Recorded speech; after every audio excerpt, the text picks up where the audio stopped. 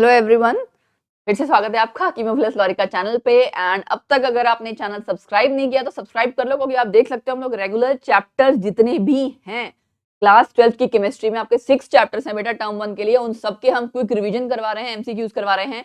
तो हमारे साथ बने रहने के लिए please subscribe the channel and एक चीज और करना, बेल आइकन प्रेस कर लेना। बेल आइकन प्रेस करके ऑल नोटिफिकेशन पे क्लिक कर लेना। क्यों? क्योंकि बहुत बार मैं सडनली भी लाइव आती हूँ, कई बार कुछ ध्यान आता है, चलो लाइव जाके बच्चों को बता देते हैं, कुछ है इंटरेक्टिव सेशन होता है, कभी कभार बहुत सारी चीजें होती है, तो उसके लिए आपको ऑब्वियसली सब्सक्राइब करके रखना पड़ेगा चैनल एंड साथ ही साथ बेल आइकन प्रेस करना पड़ेगा। अगर आप ऑल नोटिफिकेशन पे क्लिक नहीं करेंगे तो कोई ना कोई आपसे वीडियो या कुछ भी मिस हो सकता है ना। और जैसा कि आपको मैं पहले ही बोल चुकी हूँ कि एक हफ्ता ऑलमोस्ट रह गया है, एक हफ्ता भी नहीं कहना चाहिए, डेली आपकी मॉर्निंग इवनिंग वीडियो निकल रही है एंड निकलती रहेगी जब तक कि हम 6 के 6 चैप्टर्स नहीं कर लेते। ठीक है, सो अब तक बेटा क्विक रिवीजन हम सॉल्यूशन एंड सॉलिड स्टेट की दोनों की कर चुके हैं। प्लेलिस्ट आप प्लीज चेक कर लो क्विक रिवीजन की, क्लास 12 क्विक रिवीजन के नाम से आपको या इस तरह से प्लेलिस्ट मिल जाएगी। वहां पे आपको सॉल्यूशन सॉलिड स्टेट की क्विक रिवीजन मिल जाएगी। अच्छा, हेलो एल्केन्स की रिवीजन मिल जाएगी, हेलो एल्केन्स के एमसीक्यूज भी हम कर चुके हैं। ठीक है, अब नेक्स्ट चैप्टर जो है आपका एल्कोहल्स वाला, इसके हमें क्विक रिवीजन करनी है। ठीक है, क्विक रिवीजन करेंगे एंड इसके बाद इसके भी एमसीक्यूज आएंगे। ठीक, सो बिना किसी देरी के शुरू करते हैं। Phenols and alcohols and ethers, ये जो आपका चैप्टर है बहुत इंपॉर्टेंट चैप्टर है। 3 चैप्टर जो आपके ऑर्गेनिक के काफी इंपॉर्टेंट है, हेलो एल्केन्स और ये वाला चैप्टर हो गया एंड बायोमोलिक्यूल्स, तीनों का मिला के आपके काफी मार्क्स बन जाते हैं ना। तो आपको ऑब्वियसली 15 मार्क्स का पूरा जो है इसमें से आएगा, तो कवर अप भी आपको पूरा करना चाहिए मैक्सिमम। अल्कोहल्स जैसा कि आप पढ़ चुके हो, अल्कोहल्स क्या है? जब आपका हाइड्रोक्सिल ग्रुप लगा होगा, आर आपका कोई भी चेंज हो सकता है, ठीक है ना। सो हाइड्रोक्सिल ग्रुप जब आपका अटैच होगा वो अल्कोहल है। लेकिन अगर कभी किसी डबल बॉन्ड अनसैचुरेटेड कार्बन के साथ लगा है तब उसको क्या बोलते हैं? इनॉल्स। इन और ऑल का कॉम्बिनेशन इनॉल्स। ठीक है, ये सब अभी आएगा धीरे धीरे करके। फिनॉल्स क्या है? फिनॉल्स बेटा, अच्छा हाँ एक चीज और, फिनॉल्स एंड एरोमेटिक अल्कोहल में बच्चे कंफ्यूज करते हैं, अभी क्लियर कर देती हूं मैं। एक है आपका स्ट्रक्चर ये, ठीक है, एक है जी आपका स्ट्रक्चर ये। ठीक है, दोनों में फर्क है, ये फिनॉल है ये नहीं है।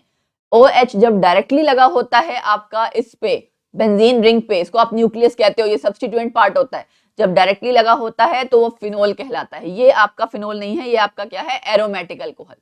Got it? Aromatic alcohol, fine. अच्छा, अब उसके बाद हम चलते हैं कि मोनोहाइड्रिक डाइहाइड्रिक क्या है, कितने OH ग्रुप लगे हैं, है ना। आपने बायोमोलिक्यूल में ग्लूकोज पढ़ा होगा ना, उसमें इतने सारे OH ग्रुप्स लगे हैं, तो क्या है, जितने OH ग्रुप्स लगे होंगे उसके बेसिस पे नाम है। मोनोहाइड्रिक यानी कि single, dihydric 2 OH groups, trihydric 3, इसके बाद अगर और आगे आते हैं तो पॉलीहाइड्रिक कहलाते हैं। ठीक है, डे टू डे लाइफ में आपका इसका बहुत यूज है and day to day life से बेस्ड भी क्वेश्चंस पूछे जाते हैं। फिनोल्स आपका कहाँ इस्तेमाल होता है? पॉलीमर आपका बेकेलाइट, बेकेलाइट आपके जो स्विचेस नहीं होते हैं इलेक्ट्रिकल स्विचेस, उसको बनाने में मदद करता है, वहां पे इस्तेमाल होता है, उसकी प्रिपरेशन में इस्तेमाल होता है, बेकेलाइट की प्रिपरेशन में फिनोल। ठीक है, एस्प्रिन, एस्प्रिन आपका क्या है? 2 एसिटाइल सैलिसिलिक एसिड, तो फिनोल यहाँ पे भी इसकी प्रिपरेशन में भी हेल्प करता है। आपके कई सारी मेडिसिन है बेटा जहाँ पे इस तरह की रिएक्शंस जब आती हैं या यूज जो होता है, तो ये आपको जो डेली लाइफ के यूजेस है ना, ये सारे आने चाहिए। ठीक है, इस पे बेस्ड क्वेश्चंस आ ही जाते हैं। ईथर्स आपका सॉल्वेंट या एनेस्थीसिया के तौर पे इस्तेमाल होता है। ये तो थी चैप्टर की इंट्रोडक्शन। अब शुरू करते हैं क्लासिफिकेशन, नेमिंग, ये सब चीजें। नेमिंग में पहले कह रही हूँ, आई होप आपने आईयूपीएसी नोमेनक्लेचर अच्छे से पढ़ रखा होगा +1 में। अगर नहीं पढ़ रखा तो साथ के साथ थोड़ा थोड़ा मैं बताते जा रही हूँ, बट डिटेल में हम नहीं कर सकते अभी। उसका रीजन है कि पेपर बिल्कुल सिर पे है, डिटेल में नोमेनक्लेचर हम बाद में करेंगे, उसकी वीडियोस बाद में निकलेगी। ठीक है, सो वो +1 +2 दोनों बच्चों के लिए सही हो जाएगा। चलो, मिथेनॉल हो गया, CH3OH, फिर है आपका primary alcohol, secondary, tertiary. Same वही चीज है कि कार्बन जिसके साथ OH लगा है वो कैसा कार्बन है? प्राइमरी कार्बन है, क्योंकि ये आगे एक ही कार्बन के साथ जुड़ा है, ये 2 कार्बन के साथ जुड़ा था, सेकेंडरी कार्बन, सेकेंडरी अल्कोहल। ये वाला टर्शरी। ठीक है, ये आपका सिमेट्रिकल ईथर, दोनों साइड R ग्रुप जब सेम होंगे तो सिमेट्रिकल ईथर, दोनों साइड R ग्रुप अगर सेम नहीं होंगे अनसिमेट्रिकल ईथर। सेम नहीं होने का एक चीज और है कि सपोज करो एक साइड आपका C2H5 है और एक साइड है आपका CH3। ठीक है, ये एग्जांपल है, ये हो गया अनसिमेट्रिकल ईथर।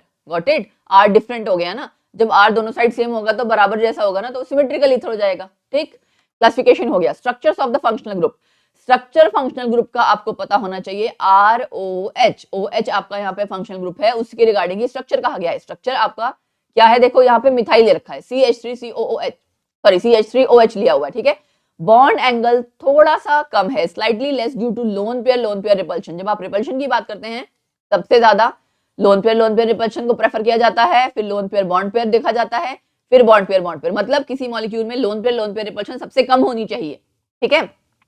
तो यहाँ पे आपका बॉन्ड एंगल थोड़ा सा कम है क्योंकि ये जो लोन पेयर्स है ना ऑक्सीजन के ऊपर, ये रिपेल करते हैं, तो जिसकी वजह से बॉन्ड एंगल आपका थोड़ा सा कम हो गया है। कितना है वो याद रखना है, 108.9, ये आपको ध्यान रखना है। अब उसके बाद कार्बन आपका कैसा है वो ध्यान रखो। Oxygen of OH group is attached to carbon by sigma bond. Yes, ये सिग्मा बॉन्ड से जुड़ा है ना, सिंगल बॉन्ड है तो सिग्मा बॉन्ड है, ठीक है। सिंगल बॉन्ड मतलब सिग्मा बॉन्ड, जब डबल बॉन्ड्स होते हैं तब एक सिग्मा एक पाई आता है, ट्रिपल बॉन्ड है तो एक सिग्मा दो पाई। फाइन। कैसा कार्बन है, sp3, सिंगल बॉन्ड वाला कार्बन हमेशा sp3 हाइब्रिडाइज्ड कार्बन होगा। Got it. तो ये बेसिक चीजें आपकी स्ट्रक्चर्स हम पहले भी पढ़ चुके हैं, इस तरह से आप जनरल ऑर्गेनिक केमिस्ट्री वाला जो आपका ये कॉन्सेप्ट है वो यहाँ पे एप्लीकेबल हो रहा है। Lone pair of oxygen is delocalized on the ring due to which CO bond length is less, ठीक है।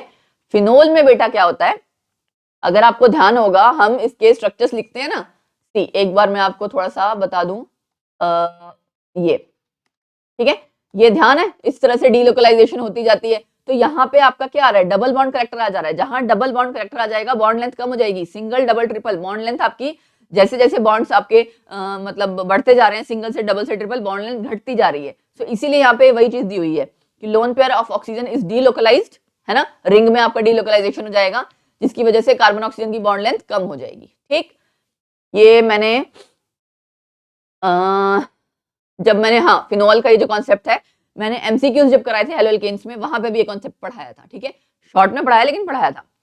चलो आगे है आपका ईथर्स के केस में, bond angle in methoxymethane is more than the tetrahedral angle. Tetrahedral angle कितना होता है भाई, वो ध्यान रखना, उसके बेसिस पे देखो कि कितना आ रहा है, ठीक है। सो टेट्राहेड्रल एंगल से ज्यादा है ये, bond angle in methoxymethane is more than tetrahedral angle. क्यों है, क्योंकि repulsive interaction between the two bulky groups, ठीक है, repulsive interaction between the two bulky groups, ये और ये दो बल्की ग्रुप्स हो गए ना, इनके बीच में आपस में अगर रिपल्सिव अट्रैक्शन होगा तो ये थोड़ा सा सपोज करो आपका क्या होगा, दूर दूर जाएंगे ना भाई, दूर दूर जाएंगे तभी आपका बॉन्ड एंगल इंक्रीज हो रहा है। ठीक, तो ये चीज आपने ध्यान रखनी है, ये छोटे छोटे कॉन्सेप्ट्स जो हैं इस पे बेस्ड आपके एमसीक्यूज आ ही जाते हैं। फिर है CO bond length is same as in alcohol, alcohol जितने आपके सेम वही बॉन्ड लेंथ होगा, कुछ और डिफरेंट नहीं होगा। Got it. चलिए अगला कॉन्सेप्ट है उसके बाद बॉइलिंग पॉइंट। बॉइलिंग पॉइंट पे क्वेश्चन आएगा ही आएगा और इसको अच्छे से पढ़ना, ठीक है। बॉइलिंग पॉइंट बेटा अल्कोहल्स एंड फिनोल्स का इंक्रीज करता है with increase in number of carbon atom. क्यों करेगा, क्योंकि वैन डर वाल फोर्सेस बढ़ते जाएंगे, ठीक है। अब ये तो जनरल कॉन्सेप्ट है, आपको एग्जांपल में मतलब एग्जांपल से जो क्वेश्चंस आएंगे उन पे अप्लाई करना आना चाहिए। अल्कोहल्स फिनोल्स का जैसे जैसे कार्बन एटम बढ़ता जा रहा है, सपोज करो मिथाइल इथाइल है ना, प्रोपाइल इस तरह से दिया हुआ है, तो आपका बॉइलिंग पॉइंट बढ़ता जाएगा। क्यों, क्योंकि आपके number of carbon atoms and van der Waals forces बढ़ती जा रही हैं, ठीक है। अल्कोहल्स में आपका बॉइलिंग पॉइंट ये तो आपका सिंपल हो गया। दूसरा आपका ब्रांचिंग, ब्रांचिंग में आप कैसे करेंगे, अल्कोहल्स में बॉइलिंग पॉइंट आपका डिक्रीज करता है with increase in branching. Branching बेटा जैसे जैसे बढ़ती जाएगी सरफेस एरिया आपका कम हो जाता है, सरफेस एरिया कम हो जाता है तो वैन डर वाल फोर्सेस भी कम हो जाती हैं, ठीक है। So with branching boiling point alcohols का डिक्रीज हो रहा है, इन जनरल इंक्रीज हो रहा है, ठीक है। कॉन्सेप्ट क्या है, वैन डर वाल फोर्सेस के regarding, van der Waals forces आपकी ब्रांचिंग के साथ घटती हैं क्योंकि सरफेस एरिया घटता है। फाइन, चलो अब अगला कॉन्सेप्ट क्या है, OH group in alcohols and phenols contain hydrogen and this हाँ इंटरमॉलिक्यूलर एंड इंट्रामॉलिक्यूलर, ठीक है, दो आपके हाइड्रोजन बॉन्डिंग होती है ना, यहाँ पे अगर आप देख सकते हो it is capable of forming intermolecular hydrogen bonding, ठीक है ना। तो दो मॉलिक्यूल्स से ना, एक ये अलग अलग मॉलिक्यूल्स हैं, मॉलिक्यूल्स के बीच में बॉन्डिंग हो रही है, तो ये कैसी बॉन्डिंग हुई, इंटरमॉलिक्यूलर हाइड्रोजन बॉन्डिंग, ठीक है। OH group in alcohol and phenol contain hydrogen bonded to electronegative oxygen atom. ये कॉन्सेप्ट है कहां पे हाइड्रोजन बॉन्डिंग एप्लीकेबल होगी या बनेगा उसके बेसिस पे, ठीक है। बॉन्ड स्ट्रेंथ आपकी इसमें एमीन से ज्यादा है, आपको बेसिकली ये याद रखना है कि इसमें हाइड्रोजन बॉन्डिंग हो जाती है, ठीक है, इतना याद रखोगे तो अपने आप क्लियर हो जाएगा। तो स्ट्रॉन्ग इंटरमॉलिक्यूलर हाइड्रोजन बॉन्डिंग के कारण अल्कोहल्स एंड फिनोल्स का बॉइलिंग पॉइंट ज्यादा होता है in comparison to hydrocarbons, ethers and बाकी सबसे, ठीक है। हाइड्रोकार्बन से, ईथर से, हेलो एल्केन से और एमीन से, इनके कंपैरिजन में अल्कोहल फिनोल्स का बॉइलिंग पॉइंट ज्यादा होता है, ठीक है। अभी हमने पढ़ा क्यों होता है ज्यादा, इंटरमॉलिक्यूलर हाइड्रोजन बॉन्डिंग के कारण, due to extensive and strong intermolecular hydrogen bonding. ठीक, लेकिन इनका बॉइलिंग पॉइंट कार्बोक्सिलिक एसिड से कम होता है। ये बॉइलिंग पॉइंट वाला कॉन्सेप्ट बेटा अल्कोहल फिनोल का बहुत तगड़े तरीके से पढ़ के जाना, इस पे से क्वेश्चन आएगा ही आएगा, I am damn sure about it. ठीक है, कार्बोक्सिलिक एसिड से इसका बॉइलिंग पॉइंट कम होता है। क्यों? क्योंकि कार्बोक्सिलिक एसिड में और भी ज्यादा हाइड्रोजन बॉन्डिंग है। ठीक है, even more their boiling points are lower than carboxylic acid which have even more strong hydrogen bonding. Carboxylic acid में हाइड्रोजन बॉन्डिंग और भी ज्यादा है। आइसोमेरिक अल्कोहल्स की बात अगर हम कर रहे हैं तो देखो, अभी मैंने कहा था ना ब्रांचिंग के साथ डिक्रीज होगा, तो ये सेम वही कॉन्सेप्ट में एग्जांपल दे दिया, प्राइमरी सेकेंडरी टर्शियरी अल्कोहल। ये तो आप पढ़ ही लोगे क्योंकि हम प्राइमरी सेकेंडरी टर्शियरी मैंने आपको पहचानना सिखाई दिया कि कैसे पहचानते हैं। ईथर्स में बॉइलिंग पॉइंट कंपैरेटिवली लेस है इन कंपैरिजन टू एल्केन। क्यों? क्योंकि आपका डाइपोल मूवमेंट नहीं है। ठीक है ना, डाइपोल मूवमेंट नहीं है तो हाइड्रोजन बॉन्डिंग भी नहीं होगी उसके कंपैरिजन में, इसलिए आपका बॉइलिंग पॉइंट ईथर्स के केस में कम हो जाता है। फाइन, अगला कॉन्सेप्ट आता है सॉल्युबिलिटी का। सॉल्युबिलिटी पे भी बेटा सवाल पूछे जाएंगे, सवाल खड़े होंगे, उन सवालों का जवाब हम आपको ऑलरेडी सिखा रहे हैं जो कि आपको पेपर में करके आ रहे हैं। चलो, तो सॉल्युबिलिटी में क्या करना है? सॉल्युबिलिटी में बेटा आपका अल्कोहल्स फिनोल्स जो है सॉल्युबल है पानी में। क्यों सॉल्युबल है? क्योंकि वो हाइड्रोजन बॉन्ड बनाते हैं वाटर मॉलिक्यूल्स के साथ, ऑब्वियसली इसी वजह से सॉल्युबल है। ठीक है, लेकिन सॉल्युबिलिटी आपकी डिक्रीज करती जाएगी जैसे जैसे वो आर ग्रुप बढ़ता जाएगा, बल्कि होता जाएगा ना, तो वो हाइड्रोजन बॉन्डिंग नहीं होगी, घुलेगा नहीं पानी में। हाइयर अल्कोहल आपके इनसॉल्युबल होते हैं, लोअर अल्कोहल्स सॉल्युबल होते हैं, मिसिबल होते हैं इन ऑल प्रोपोर्शंस। इस पे सैंपल पेपर में क्वेश्चन भी आया हुआ था। ठीक है, चलो, ब्रांचिंग इंक्रीजेस सॉल्युबिलिटी। क्यों? क्योंकि आपका जो नॉन पोलर पार्ट होगा ना, वो जो आर पार्ट है, नॉन पोलर हाइड्रोकार्बन पार्ट, उसका सरफेस एरिया घट जाएगा। सरफेस एरिया घट जाएगा तो आपकी घुल जो मतलब वो हाइड्रोजन बॉन्डिंग होनी है या जो घुलना है वो आसानी से हो पाएगा। अदरवाइज आर पार्ट आपका बल्की ग्रुप होता जा रहा था तो आपका इनसॉल्युबल हो जाता था अल्कोहल, लेकिन ब्रांचिंग के साथ यहाँ पे सॉल्युबिलिटी क्या होगी? इंक्रीज होगी। ठीक है, एक बारी आप यहाँ जरा देख लो, यहाँ पे बॉइलिंग पॉइंट डिक्रीज हो रहा है विद इंक्रीज इन ब्रांचिंग। ठीक है, क्योंकि वहां पे वैंडरवाल फोर्सेस हैं, लेकिन यहाँ पे with increase in branching solubility increase हो रही है। दोनों में कंफ्यूज मत करना, गॉट इट? तो ये इस तरह का जो ट्रेंड है ना, ये आपसे एग्जाम में पूछा जा सकता है। टर्शरी, सेकेंडरी इस तरह से करके लिखा होगा, या तो ये लिखा होगा, या आपको स्ट्रक्चर बने होंगे CH3COOH, मतलब इस तरह से। सपोज करो ऐसे दे दिया जी, ठीक है ना। अभी आपको खुद पहचानना है सेकेंडरी अल्कोहल कौन सा है, आइसोब्यूटाइल है, सेकेंडरी है, क्या है, वो खुद पहचानना है। बट अब ये सारा डिपेंड करता है आपकी जनरल ऑर्गेनिक केमिस्ट्री कितनी स्ट्रांग है, जीओसी यानी आपका कॉन्सेप्ट कितना स्ट्रांग है, नोमेनक्लेचर आपको आता है कि नहीं आता है, पहचानना आता है कि नहीं आता, प्राइमरी सेकेंडरी टर्शरी, ये सब वैसे मैंने आपको रिवाइज करवा दिया है। आई होप आप समझ पाओगे। सेकेंडरी आइसो आपको पता कब होता है बेटा? जब इस तरह से ये पोर्शन अगर कभी आ जाए तो आइसो है। ठीक है, एंड ऐसा भी हो सकता है किसी किसी के केस में आइसो और सेकेंडरी एक हो, जरूरी नहीं है सब जगह एग्जिस्ट करेगा, जैसे कि प्रोपेन वाले केस में है ना, प्रोपाइल के केस में। ब्यूटाइल में लेकिन दोनों अलग होता है, ये आइसो ब्यूटाइल आपका अलग हो जाएगा। ठीक है, आइसो ब्यूटाइल। उसके बाद सपोज करो ये है, ठीक है, ये आइसो ब्यूटाइल अल्कोहल हो गया। सेकेंडरी ब्यूटाइल अल्कोहल क्या होगा? जब आपका OH ऐसे कार्बन पे लगा होगा जो सेकेंडरी कार्बन होगा। Got it?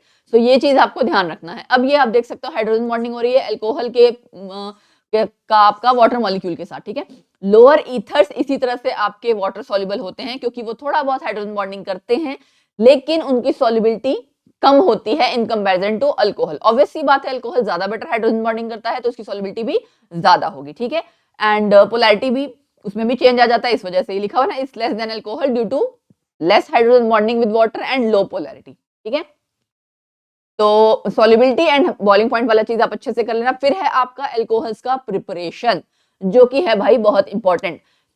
एल्काइल हैलाइड से कैसा बनेगा? एक्वस KOH के साथ रिएक्ट करने पे aqueous KOH alkyl halide RX, मैं फिर से बता रही हूँ, फिर से हम सारा करेंगे।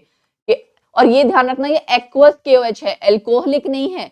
इसमें बच्चे कंफ्यूज कर जाते हैं, एल्कोहलिक KOH पे और एक्वस KOH से रिलेटेड क्वेश्चन आ जाता है एग्जाम में। ठीक है, एल्कोहलिक KOH से तो एल्कीन बनता है, अल्कोहल नहीं बनेगा। ठीक है, चलो, एक्वस KOH में ये मैंने आई थिंक आपको जब हेलो एल्केन्स था ना, उसमें ये आपको मैंने क्लियर किया था कि alcoholic KOH and aqueous KOH दोनों रिएक्शंस एल्काइल हैलाइड की होती हैं, दोनों में प्रोडक्ट डिफरेंट है। एल्कोहलिक में एल्कीन है, यहाँ पे आपका एल्कोहल है। Got it? सो ये आप KX देख सकते हो, KX निकल जाएगा, ROH बन जाएगा। ऐसे ही ग्रिग्नार्ड रिएजेंट से, कार्बोनिल कंपाउंड से, एल्कीन से कैसे बनेगा वो है। ये टेबल बेटा बहुत अच्छे से कर लेना, क्योंकि एमसीक्यूज में कभी कभार ना, ये देखो ये 4 ऑप्शन है ना, ये डायरेक्टली ऐसे ही 3 ऑप्शन दिए होंगे और चौथा नहीं। हाउ एल्कोहल या which of the following is not the process by which alcohol is not formed from alkenes. 3 option तो दे दी, चौथी कोई और दे दी, है ना, चौथा कोई और रिएक्शन दे दिया, ये दे दिया, है ना। तो आपको ये चार्ट जो है ये बहुत हेल्प करेगा क्विकली रिवाइज करने में, सो प्लीज इस पे फोकस करना। अब हम करते हैं एक एक करके। एल्केन से देखो कैसे बनेगा, बनाना क्या है पहले ये देख लो, एल्कोहल बनाना है, एल्कोहल बनाना है एल्केन से। यहां देखो एल्केन से क्या था, कंट्रोल्ड ऑक्सीडेशन, है ना, कार्बोनिल कंपाउंड से, एल्कीन से, एल्काइल हैलाइड से। तो कंट्रोल्ड ऑक्सीडेशन जब आप करेंगे कॉपर ट्यूब में, एक पर्टिकुलर आप टेम्परेचर एंड प्रेशर मेंटेन करेंगे, तब आपका एल्कोहल बनता है, ठीक है, कंट्रोल्ड ऑक्सीडेशन। अच्छा, एल्कीन से एसिड कैटालाइज्ड हाइड्रेशन, ये एल्कीन है ना, आपने हाइड्रेशन किया, एक पे H लग गया, एक पे OH लग गया, ये कब होगा, मार्कोनिकफ एडिशन या मार्कोनिकफ ओरिएंटेशन। मार्कोनिकफ एडिशन का मतलब क्या होता है, जहां हाइड्रोजन ज्यादा है वहीं पे आपका हाइड्रोजन चला जाएगा, है ना, ये ध्यान देना। यहाँ पे सपोज करो ये हाइड्रोजन हाइड्रोजन था, ये आपका मिथाइल था और ये H था, तो इसके ऊपर हाइड्रोजन ज्यादा है ना, तो इनकमिंग हाइड्रोजन भी यहीं लग जाएगा बेटा, यहाँ पे इस साइड पे OH आ जाएगा। ये यहाँ तो नहीं फर्क पड़ रहा क्योंकि 2 ही कार्बन है, लेकिन अगर सपोज करो 3-4 जैसे ज्यादा कार्बन होंगे तो वहां आपका प्रोडक्ट चेंज हो जाएगा, है ना, तो वहां पे आपको ध्यान देना पड़ेगा, ठीक है जी। फिर है ऑक्सीमर्क्यूरेशन, डीमर्क्यूरेशन। ऑक्सीमर्क्यूरेशन, डीमर्क्यूरेशन, इसमें भी आपका मार्कोनिकफ एडिशन होता है, लेकिन यहाँ पे कार्बोकेटायन की रीअरेंजमेंट नहीं होती है, यहाँ पे कार्बोकेटायन की रीअरेंजमेंट होती है। तो जिन्होंने डिटेल में पढ़ रखा होगा मैकेनिज्म एंड ऑल, क्योंकि यहाँ तो मैं क्विक रिवीजन करवा रही हूँ, है ना, ये सिर्फ मैं आपको रिवाइज करवा रही हूँ कि आपका चैप्टर क्विकली रिवाइज हो जाए। बेसिक्स आई होप आप लोगों ने एक बार पढ़े होंगे, मैंने पहले भी कहा हुआ है बेटा, अगर आपने बेसिक्स बिल्कुल नहीं पढ़े ना या कभी नहीं देखा, तो आपको इस क्विक रिवीजन में थोड़ी सी हो सकता है मुश्किल हो, आपको ऐसा लगे क्या हो रहा है ना, क्योंकि हम यहाँ डिटेल में नहीं कर सकते, पूरा चैप्टर 1-1.5 घंटे में कंप्लीट कर पाना, वो भी एक एक कॉन्सेप्ट, सारी रिएक्शन, सारे मैकेनिज्म पॉसिबल नहीं है। आप क्विकली रिवाइज करवा सकते हो, उसके लिए आपको थोड़ा सा कॉन्सेप्ट तो पहले पढ़ रखा होगा तो अच्छे से समझ में आएगा। जिन लोगों ने कर रखा है ना, उनको इसमें आई एम डैम श्योर बहुत हेल्प मिलेगी, क्योंकि वो क्विकली रिवाइज हो जाएगा तो याद रहेगा, अच्छा हाँ मैडम ने ये बताया था। और एमसीक्यूज की प्रैक्टिस हम साथ के साथ करा देते हैं, डेली मॉर्निंग में आपकी चैप्टर की वीडियो निकलती है एंड इवनिंग में आपकी क्या निकल रही है, एमसीक्यूज। जैसे हमने हेलो एल्केन्स का किया पिछले कल, है ना, मॉर्निंग में आपकी रिवीजन निकली, इवनिंग में आपके एमसीक्यूज निकले, ऐसे ही सारे चैप्टर्स का हम करवा देंगे। क्विक रिवीजन आपकी सॉलिड स्टेट और सॉल्यूशन की ऑलरेडी निकल चुकी है, तो वो आप देख सकते हैं, ठीक है। एंड यस, कुछ बच्चे कह रहे थे ma'am P block and all, मैं सारे चैप्टर की कराऊंगी बेटा, थोड़ा सा सब्र रखो बस, ठीक है। अगला एग्जाम्पल ये आप देख लें इसका, NaBH4, ये एग्जाम्पल आपका, ये रिएजेंट्स आपने चेंज किए हैं, देखो डबल बॉन्ड, यहाँ H था ना, यहाँ देखो H चला गया ना, दूसरे वाले पे OH, इसको आप कहते हो मार्कोनिकफ एडिशन। जहां H ज्यादा है वहीं पे इनकमिंग H आपका जाएगा, दूसरे कार्बन पे OH आएगा, across the double bond addition होती है मार्कोनिकफ एडिशन। ये आपका क्या था, ऑक्सीमर्क्यूरेशन, डीमर्क्यूरेशन, ठीक है। तो उसके लिए आपको रिएजेंट याद रखना है कि क्या क्या यूज हो रहा है, ये आपको ध्यान रखना है, दोनों रिएजेंट्स याद कर लेना। फिर है हाइड्रोबोरेशन ऑक्सीडेशन, ये आपकी एंटी मार्कोनिकफ एडिशन है, एंटी मार्कोनिकफ एडिशन। ये सारे आप किससे करवा रहे हो, एल्कीन से बना रहे हो एल्कोहल को। यहाँ पे क्या होगा, हाइड्रोबोरेशन ऑक्सीडेशन, यानी कि बोरोन का कोई आपका कंपाउंड यूज होगा, BH3, ठीक है। B2H6 भी कई बार लिखा होता है, डाइबोरेन यूज होता है। टेट्राहाइड्रोफ्यूरेन आपका सॉल्वेंट है, इसकी प्रेजेंस में ही ये रिएक्ट करता है। सेकेंड स्टेप में आप क्या करते हैं, हाइड्रोजन पेरोक्साइड के साथ बेसिक मीडियम में इसको रिएक्ट करवा देते हो। तो आपको प्रोडक्ट पता होना चाहिए कि same across the double bond आपको एडिशन करवानी है वाटर की, लेकिन एंटी मार्कोनिकफ एडिशन के अकॉर्डिंग, जहां H ज्यादा था वहां नहीं जाएगा अब H, इनकमिंग H दूसरे वाले पे जाएगा, इधर आ गया ना H, इस पे क्या चला गया OH, ठीक है। तो हाइड्रोबोरेशन ऑक्सीडेशन में एंटी मार्कोनिकफ, बाकी जो दोनों थे आपके उनमें आपका क्या है, मार्कोनिकफ एडिशन, ठीक है। आगे सिन हाइड्रोक्सिलेशन, सिन हाइड्रोक्सिलेशन बेटा कहीं कहीं जगह आता है, सब तो नहीं, तो ये साइक्लिक कंपाउंड्स के लिए आप देख सकते हो, क्रॉस द डबल बॉन्ड है ना यहाँ पे।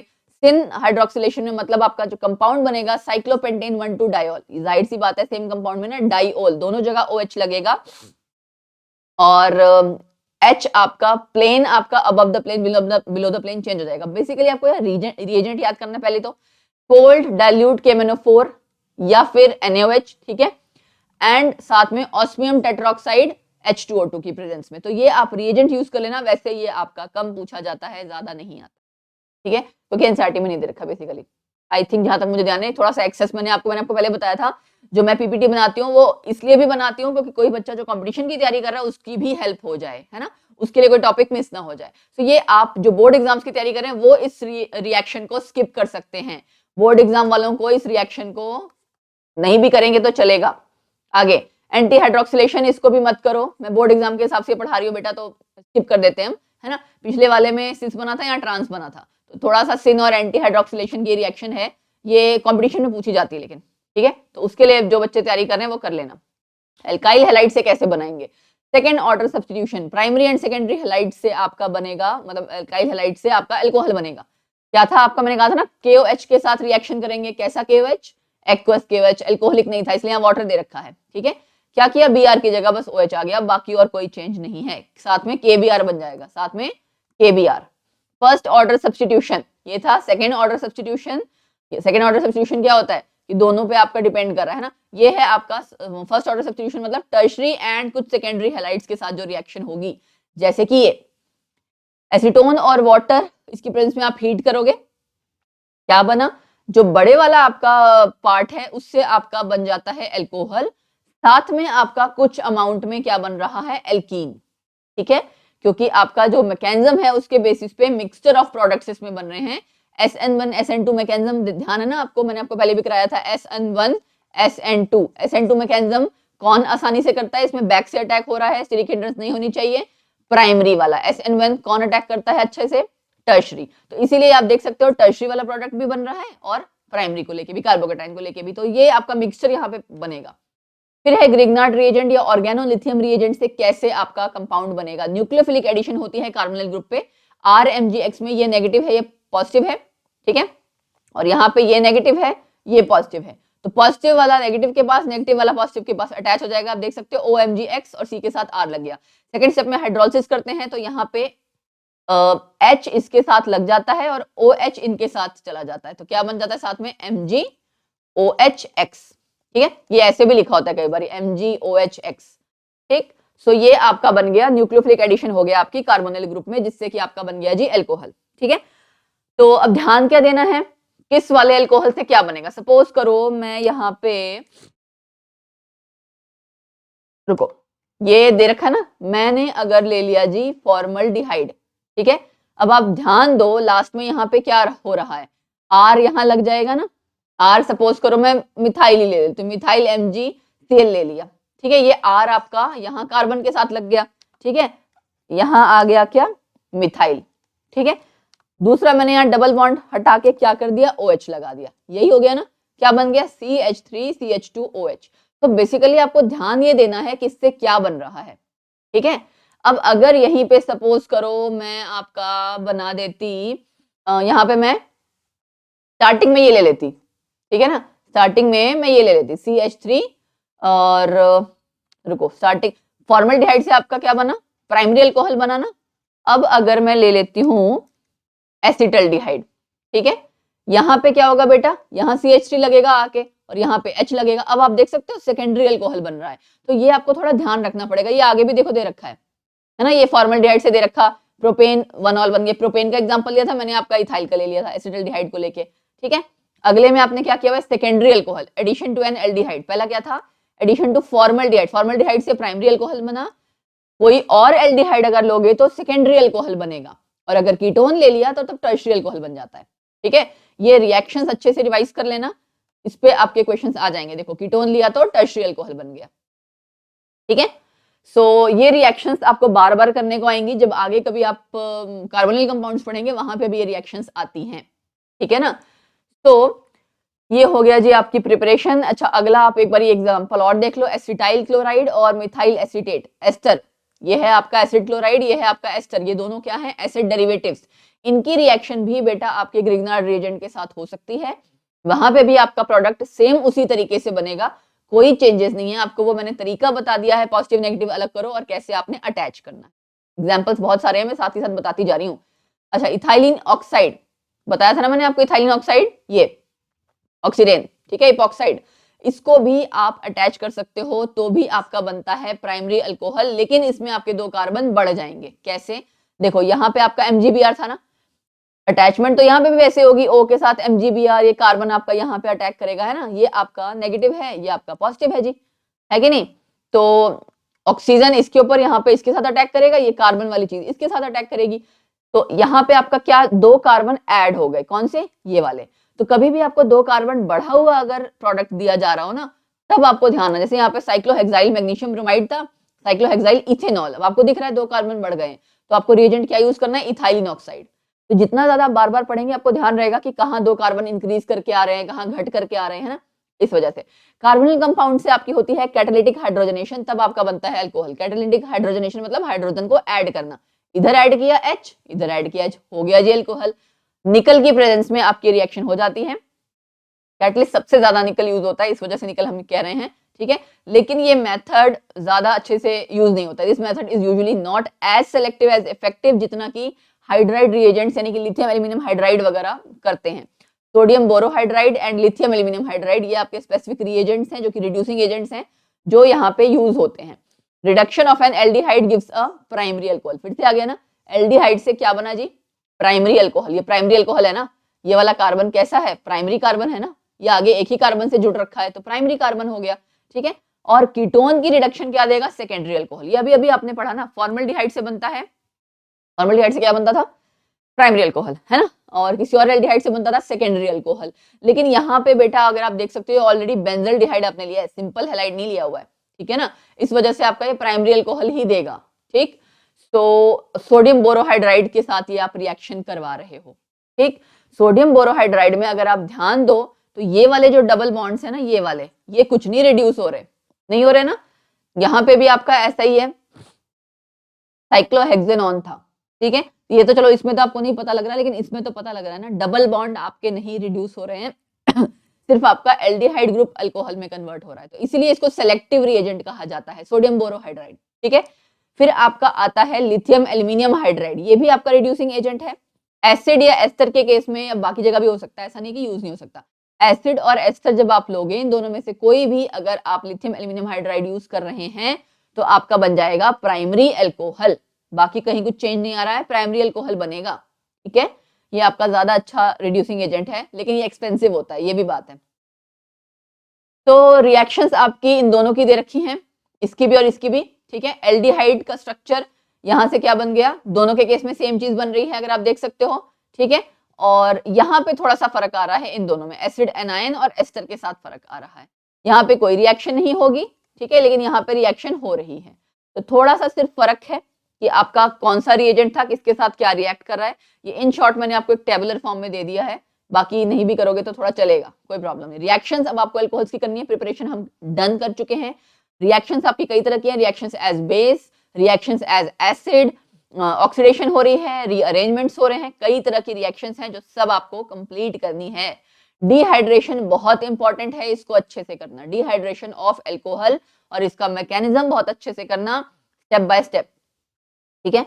कॉन्सेंट्रेटेड H2SO4 या H3PO4 फॉस्फोरिक एसिड की प्रेजेंस में जब आप इसकी डिहाइड्रेशन यानी कि पानी रिमूव करवाते हो तो आपका एल्कीन बनता है। सेडजेफ एल्कीन क्यों बोला हुआ है, एंड एक तो देखो मैंने आपको यहाँ पे दे रखा है, रीअरेंजमेंट है नहीं है, किसमें है किसमें नहीं है, ये ध्यान रख लेना, क्योंकि डायरेक्ट अगर क्वेश्चन आ जाए तो कर सको, है ना, सबकी आपको मैकेनिज्म नहीं करनी है। सेडजेफ रूल मैंने आपको बताया था ना, सेडजेफ रूल क्या था, मोर सब्स्टिट्यूटेड वाला, ठीक है, ये वही वाला रूल है। अच्छा, अब एल्यूमिनियम ऑक्साइड के साथ Al2O3, ठीक है ना, इसके साथ जब आप रिएक्ट करवाते हैं हाई टेम्परेचर पे तो भी एल्कीन बनता है, ठीक है। और ये वाला नहीं भी करोगे तो चलेगा, ये कर लेना P2O5, ठीक है ना, डिहाइड्रेटिंग एजेंट आपका होता है, इसके साथ जब आप हीट करेंगे तो भी सेडजेफ एल्कीन, सेडजेफ रूल के अकॉर्डिंग एल्कीन बनेगा, ठीक है। सो इन तीनों के साथ आपका जो चारों के साथ आपकी रिएक्शन है, लेकिन आपको ये वाली नहीं करनी है, ये ध्यान रखना रिएजेंट क्या है, प्रोडक्ट क्या बनेगा, ठीक है। सब्स्टिट्यूशन रिएक्शन में क्या होता है, ये तो सबसे सिंपल रिएक्शन है सब्स्टिट्यूशन वाली, इसके साथ किया तो क्या बन गया, वाटर निकल गया, RX बन गया, ठीक है। और PX3 के साथ मैं पहले बता चुकी हूँ ना, PCl3 के साथ, याद है PCl3 हम करते थे, इधर Cl इधर Cl, है ना, तो ये आपका PCl5 के साथ रिएक्शन होगी, POCl3 RCl और HCl, ये देखो, है ना, सेम वही रिएक्शन बार बार रिपीट हो रही है, क्योंकि आपने हेलोएल्केन्स पढ़ा और ये अल्कोहल्स, तो उनकी आपस में कोई वहां पे प्रिपरेशन थी तो यहाँ रिएक्शन है, यहाँ रिएक्शन है तो वहां प्रिपरेशन है ना, ये इसकी रिएक्शन है, बन क्या रहा है अल्काइल हैलाइड, यानी अल्काइल हैलाइड्स की प्रिपरेशन में आप ये सारी चीजें पढ़ चुके हैं। सेम यही रिएक्शन वहां पे भी थी, किसका कौन सा मैकेनिज्म है वो आप ध्यान रख सकते हो।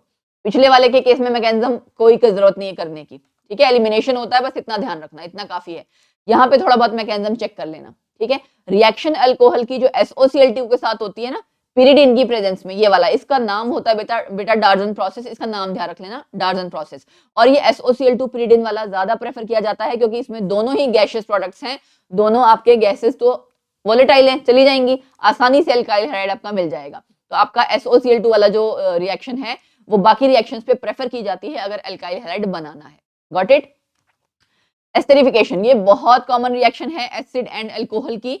लगता ही है सबको कि एसिड H देगा, अल्कोहल OH देगा, बट उल्टा है, एसिड OH देता है एंड अल्कोहल का H आता है, ठीक है। और यहाँ पे आपका जो बनता है वो है एस्टर, इसीलिए इस रिएक्शन को कहते हैं एस्टेरिफिकेशन। फ्रूटी स्मेल होती है, बाकी ये ध्यान रखना है आपको कि R डैश कहाँ से आया, R कहाँ से आया, ठीक है, इस पे क्वेश्चन आ जाता है। R डैश आपका जो होगा, जो जिसका जो OH दे रहा है एसिड वाला, वो R डैश होगा। ऑक्सीजन के साथ क्या जुड़ेगा, अल्कोहल वाला R पार्ट, ठीक है। ऑक्सीजन के साथ क्या जुड़ेगा, कौन सा अल्काइल पार्ट जुड़ेगा, जो अल्कोहल वाला है। तो ऐसे ध्यान रखना है। इसमें रिएक्शन आपकी एसिड बेस किसी के साथ भी हो सकती है, ठीक है, ये करने की जरूरत नहीं है, टोसाइलेशन नहीं करना आपने। टोसाइल क्लोराइड रहने दो, एक्चुअली देखना चाहते हो तो देख लो, ये है आपका टोसाइल क्लोराइड। SOCl2 में Cl एक आपका जो है उसको आप रिमूव कर देते हैं, उसकी जगह ये लगा दिया, ये टॉल्विन जैसा आपने लगा दिया ना, तो ये आपका टोसाइल क्लोराइड इसका नाम है। रिएक्शन आपकी जो होगी बिल्कुल सेम हूबहू वैसे ही होती है, ठीक है ना, कोई ज्यादा चेंजेस नहीं, बट ये है कि इसको क्यों ही करना, आपको नहीं पूछा जाएगा ज्यादा। फिर है ऑक्सीडेशन। प्राइमरी अल्कोहल्स की जब आप ऑक्सीडेशन करते हैं तो फाइनली एसिड ही बनेगा, लेकिन अगर आपको रिएक्शन रोकनी है एल्डिहाइड पे तो आप क्रोमियम के रिएजेंट्स यूज करते हैं। देखो पहला क्या था, alcoholic KMnO4, acidic potassium dichromate, है ना, इसका कलर भी दे रखा है पिंक ऑरेंज। इन दोनों में से आप कुछ भी अगर यूज करेंगे तो फाइनली एसिड ही बनेगा। बाय प्रोडक्ट्स भी ध्यान दे लेना, थोड़ा सा कलर वगैरह आपका क्या बनेगा, है ना, ये ध्यान दे लेना। लेकिन अगर आपको खाली एल्डिहाइड तक रोकना है तब आपको जो एजेंट्स हैं वो क्रोमियम वाले यूज करने पड़ेंगे, PDC, PCC, ठीक है। कॉपर का आपका जो रिएजेंट्स हो गया, PCC आपका क्या है, पिरिडियम क्लोरोक्रोमेट, PDC पिरिडिनियम डाइक्लोरोक्रोमेट, ये आपके जो रिएजेंट्स है ना, कॉलिन्स रिएजेंट, ठीक है, कोरेज रिएजेंट, ये सारे रिएजेंट जरूर कर लेना बेटा, इस पे क्वेश्चन आएगा ही आएगा, ये प्लीज कर लेना, ठीक है। ये देखो यहाँ आ गया, जोन्स रिएजेंट क्या है, ठीक है, PCC pyridinium chlorochromate, PDC pyridinium dichromate, pyridine में आपका ये आपका कॉलिन्स रिएजेंट आ गया, है ना। एंड ये जितने भी आपके क्रोमियम 6 के रिएजेंट्स हैं ये ऑक्सीडाइज करते हैं प्राइमरी अल्कोहल को एल्डिहाइड तक एनहाइड्रस नॉन एक्वस स्टेट में, अदरवाइज ये कार्बोक्सिलिक एसिड में कर देंगे, ठीक है ना। सेकेंडरी अल्कोहल आपका कैसे बनेगा, सेकेंडरी अल्कोहल से आपकी रिएक्शन कैसे होगी, कीटोन बनाएगा। थोड़ी देर पहले आपने कहा था ना कि कीटोन से सेकेंडरी अल्कोहल बना रहे थे, रिडक्शन कर रहे थे, उसका उल्टा क्या है, रिडक्शन का उल्टा ऑक्सीडेशन। तो जाहिर सी बात है अगर आप सेकेंडरी अल्कोहल को ऑक्सीडेशन करोगे तो कीटोन बनेगा, ठीक है, किसी भी ऑक्सीडाइजिंग एजेंट की प्रेजेंस में। अच्छा जी, टर्शियरी अल्कोहल में फिर से वही रिएक्शन है, क्रोमियम के जब आप रिएजेंट्स यूज करते हैं यहाँ पे तो कोई रिएक्शन नहीं है। KMnO4 K2Cr2O4 के साथ बड़ी जल्दी रिएक्शन होती है और स्मॉलर एसिड्स बनते हैं, लेकिन कॉपर के साथ जब आप रिएक्ट करवाते हो तो टर्शियरी अल्कोहल आपका कोई मतलब एसिड या एल्डिहाइड नहीं देता, एल्कीन देता है। तो ये बहुत ज्यादा याद करने वाली चीज है क्योंकि बच्चा यहाँ गलत कर देता है। कॉपर में यहाँ पे देखो क्या दे रहा था, एल्डिहाइड ही दे रहा था, लेकिन प्राइमरी अल्कोहल के साथ या सेकेंडरी अल्कोहल के साथ, टर्शियरी में अल्कोहल आपके नहीं आएंगे, सॉरी टर्शियरी में आपके एल्डिहाइड्स या एसिड नहीं आएंगे, क्या बनेगा, एल्कीन बनेगा, ठीक है। अच्छा, इनके स्ट्रक्चर जरूर कर लेना। एलाइलिक अल्कोहल क्या होता है, बेंजाइलिक क्या होता है, बेंजाइलिक में बेटा ये CH2 अगर इनके साथ जुड़ा ना, दिस इज बेंजाइलिक, और एलाइलिक में ये वाला पार्ट होता है, ठीक है। अच्छा, और क्या है, इसको मत करना, नो नीड। मैग्नीशियम डाइऑक्साइड आपका एक ऐसा ऑक्सीडाइजिंग एजेंट है जो कि सिर्फ इनको ही ऑक्सीडाइज करता है, एलाइलिक बेंजाइलिक के साथ अगर मैग्नीशियम डाइऑक्साइड है तो इनको ये ऑक्सीडाइज करेगा, ठीक है। अच्छा, और अब है नेक्स्ट फिनोल्स। अल्कोहल्स हमारे कंप्लीट हो गए, फिनोल्स। फिनोल्स में आपका कुछ नहीं है, आप देख सकते हो ना, कीटोन यहाँ से आपका कन्वर्ट हो रहा है OH में, ठीक है। कॉमन फिनोल्स या एरोमेटिक ईथर्स जो हैं वो आपको पता होने चाहिए। ये आपका क्या है, CH3 जुड़ा हुआ है ना, एंड O है, ये क्या है आपका ईथर है बेटा, ये है आपका, इसका नाम है एनिसोल, नाम पता होना चाहिए, ठीक है ना, एनिसोल है, ठीक है। फिनिटोल कब आ जाएगा, जब यहाँ पे इथाइल आ जाएगा मिथाइल की जगह, ठीक है। और अगर एक मिथाइल और OH लगा होता है तो क्रिसोल नाम है। ऑर्थो पोजीशन पे है तो ऑर्थोक्रिसोल, मेटाक्रिसोल, इस तरह से आपको नाम पता होने चाहिए। पिक्रिक एसिड बहुत इंपॉर्टेंट है, सैलिसिलिक एसिड बहुत इंपॉर्टेंट है। यहाँ पे अगर इसकी जगह CHO लगा हो तो सैलिसिल्डिहाइड बन जाएगा, है ना। पिक्रिक एसिड में 3 नाइट्रो हैं और OH है, ठीक है ना। ये 2, देखो यहां से शुरू करते हैं, 1 2 3 4 5 6, 2 4 6 try nitrophenol is picric acid. दोनों नाम पता होने चाहिए इनके, सबके IUPAC नेम और कॉमन नेम कर लेना, मैं बार बार कह रही हूँ। कैटिचोल, रिसोर्सिनोल, हाइड्रोकिनोन, मतलब जब आपके 2 OH ग्रुप्स लगे होंगे, कहाँ कहाँ लगे होंगे, ऑर्थो पे हैं तो कैटिचोल, मेटा पे हैं तो ये रिसोर्सिनोल है, RESOR आएगा बेटा, रिसोर्सिनोल, ठीक है। और पैरा में है तो हाइड्रोक्विनोन। Got it. प्रिपरेशन करते हैं फिनोल्स के। प्रिपरेशन आपकी फिनोल की चारों बहुत इंपॉर्टेंट है। क्यूमीन प्रोसेस तो बहुत ज्यादा पूछ लिया जाता है, तो हम प्रोसेस में एक एक करके करते हैं। डोज प्रोसेस सबसे पहले, बेंजाइन मैकेनिज्म है ये। डोज प्रोसेस में क्या है बेटा, एल्काइल हैलाइड आपने यूज किया, सॉरी एराइल हैलाइड यूज किया, NaOH के साथ आप 360 डिग्री यानी हाई टेम्परेचर है काफी, एंड प्रेशर भी आपने ज्यादा यूज कर रखा है। इसका यूज करते हुए आप जब रिएक्शन करवाते हो, वाटर रिमूव हो जाएगा, NaCl निकल जाएगा, और आपका जो सोडियम एल्कोक्साइड बनता है ना, यहाँ पे सोडियम फिनॉक्साइड है, ठीक है। हाइड्रोलिसिस कर दोगे तो फिनोल बन जाएगा, ठीक। सिंपल सी रिएक्शन है, ध्यान से देख लेना। डोज प्रोसेस में आपका क्या बनता है, फिनोल बनता है डोज प्रोसेस से, बेंजाइन मैकेनिज्म से, जिसमें आप एल्काइल हैलाइड को NaOH के साथ ट्रीट करते हो, हाई टेम्परेचर प्रेशर पे वाटर निकलेगा, NaCl निकलेगा, एंड आपका फिनोल बनेगा। एंड पहले आपका मतलब ऑब्वियसली सोडियम फिनॉक्साइड बनेगा, फिर हाइड्रोलिसिस उसकी करोगे तो फिनोल बनेगा। क्यूमीन प्रोसेस, बेंजीन में आपने ये क्या, प्रोपेन ऐड करा दिया है AlCl3 की प्रेजेंस में, तो ये आपका बेंजीन, देख सकते थे ना, इसका क्या बन जाएगा, C6H6 की जगह क्या बन गया, फिनाइल।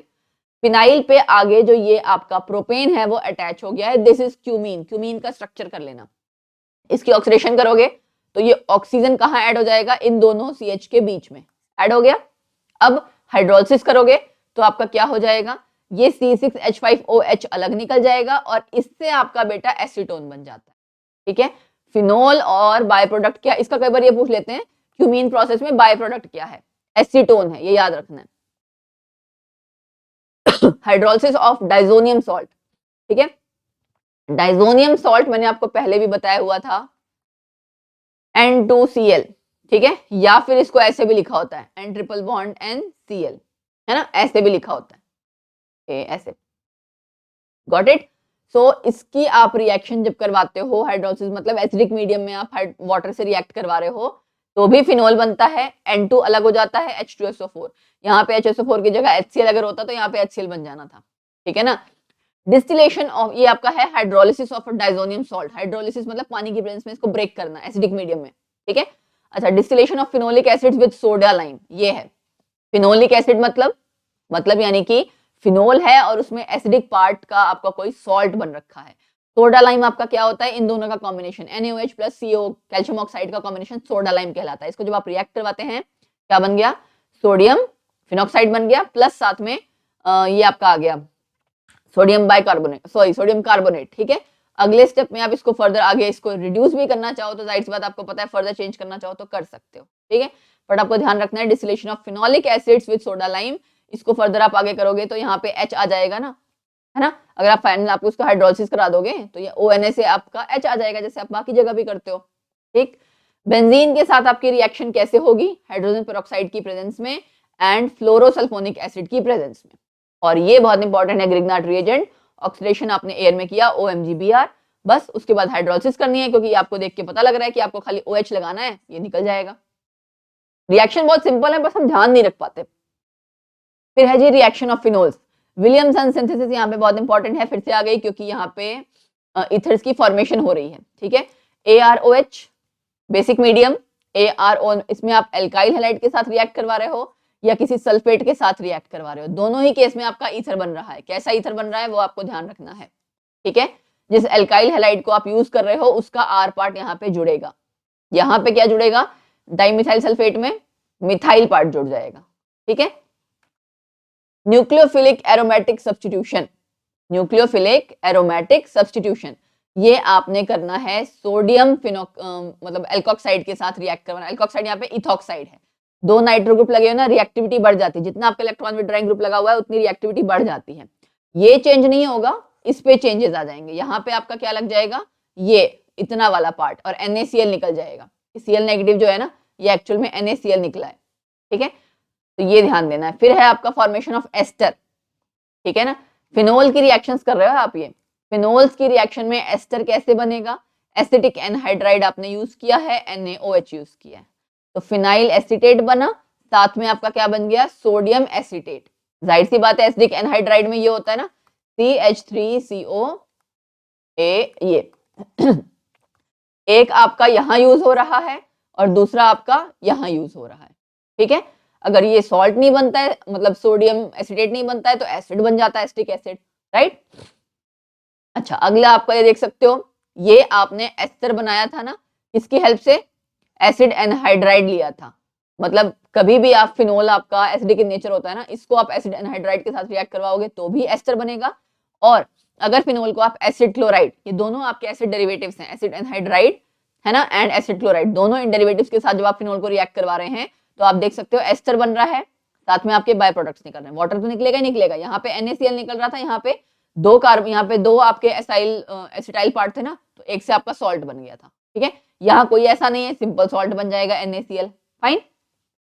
चलिए, बस यहाँ बेटा आपको जो रिएक्शन करते हो, यहाँ ये ध्यान देना है, रिएक्टेंट क्या था, सबस्ट्रेट यानी क्या था, एंड फाइनल प्रोडक्ट क्या बनेगा, क्योंकि पूछ लिया, ये लिया जाता है, कोई भी प्रोडक्ट का नाम दे दिया, this can be prepared by using which substrates and reagents, तो वो आपको रिएक्शन ध्यान होनी चाहिए, अच्छा क्या किसके साथ रिएक्ट कर रहा था। यहाँ RCOCl था, इसीलिए मैं आपको जनरल कराती हूँ RCOCl, तो R आपका कहाँ यहाँ जुड़ रहा था, दूसरा वाला R कहाँ से आ रहा था, ये ध्यान रखने वाली चीज है, ठीक है। जब भी ऑर्गेनिक पढ़ा करो तो ऐसे ही पढ़ा करो। प्राइस रीअरेंजमेंट आपने करना है। प्राइस रीअरेंजमेंट में क्या है, इसका मैकेनिज्म नहीं करना।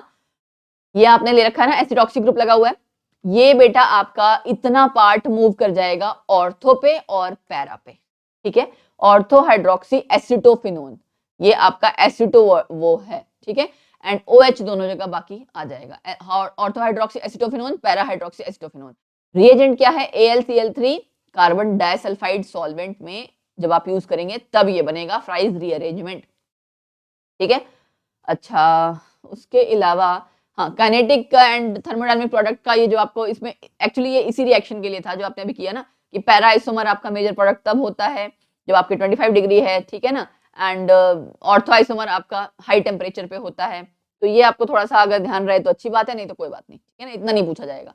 फिर है reactions of benzene ring, hydrogenation.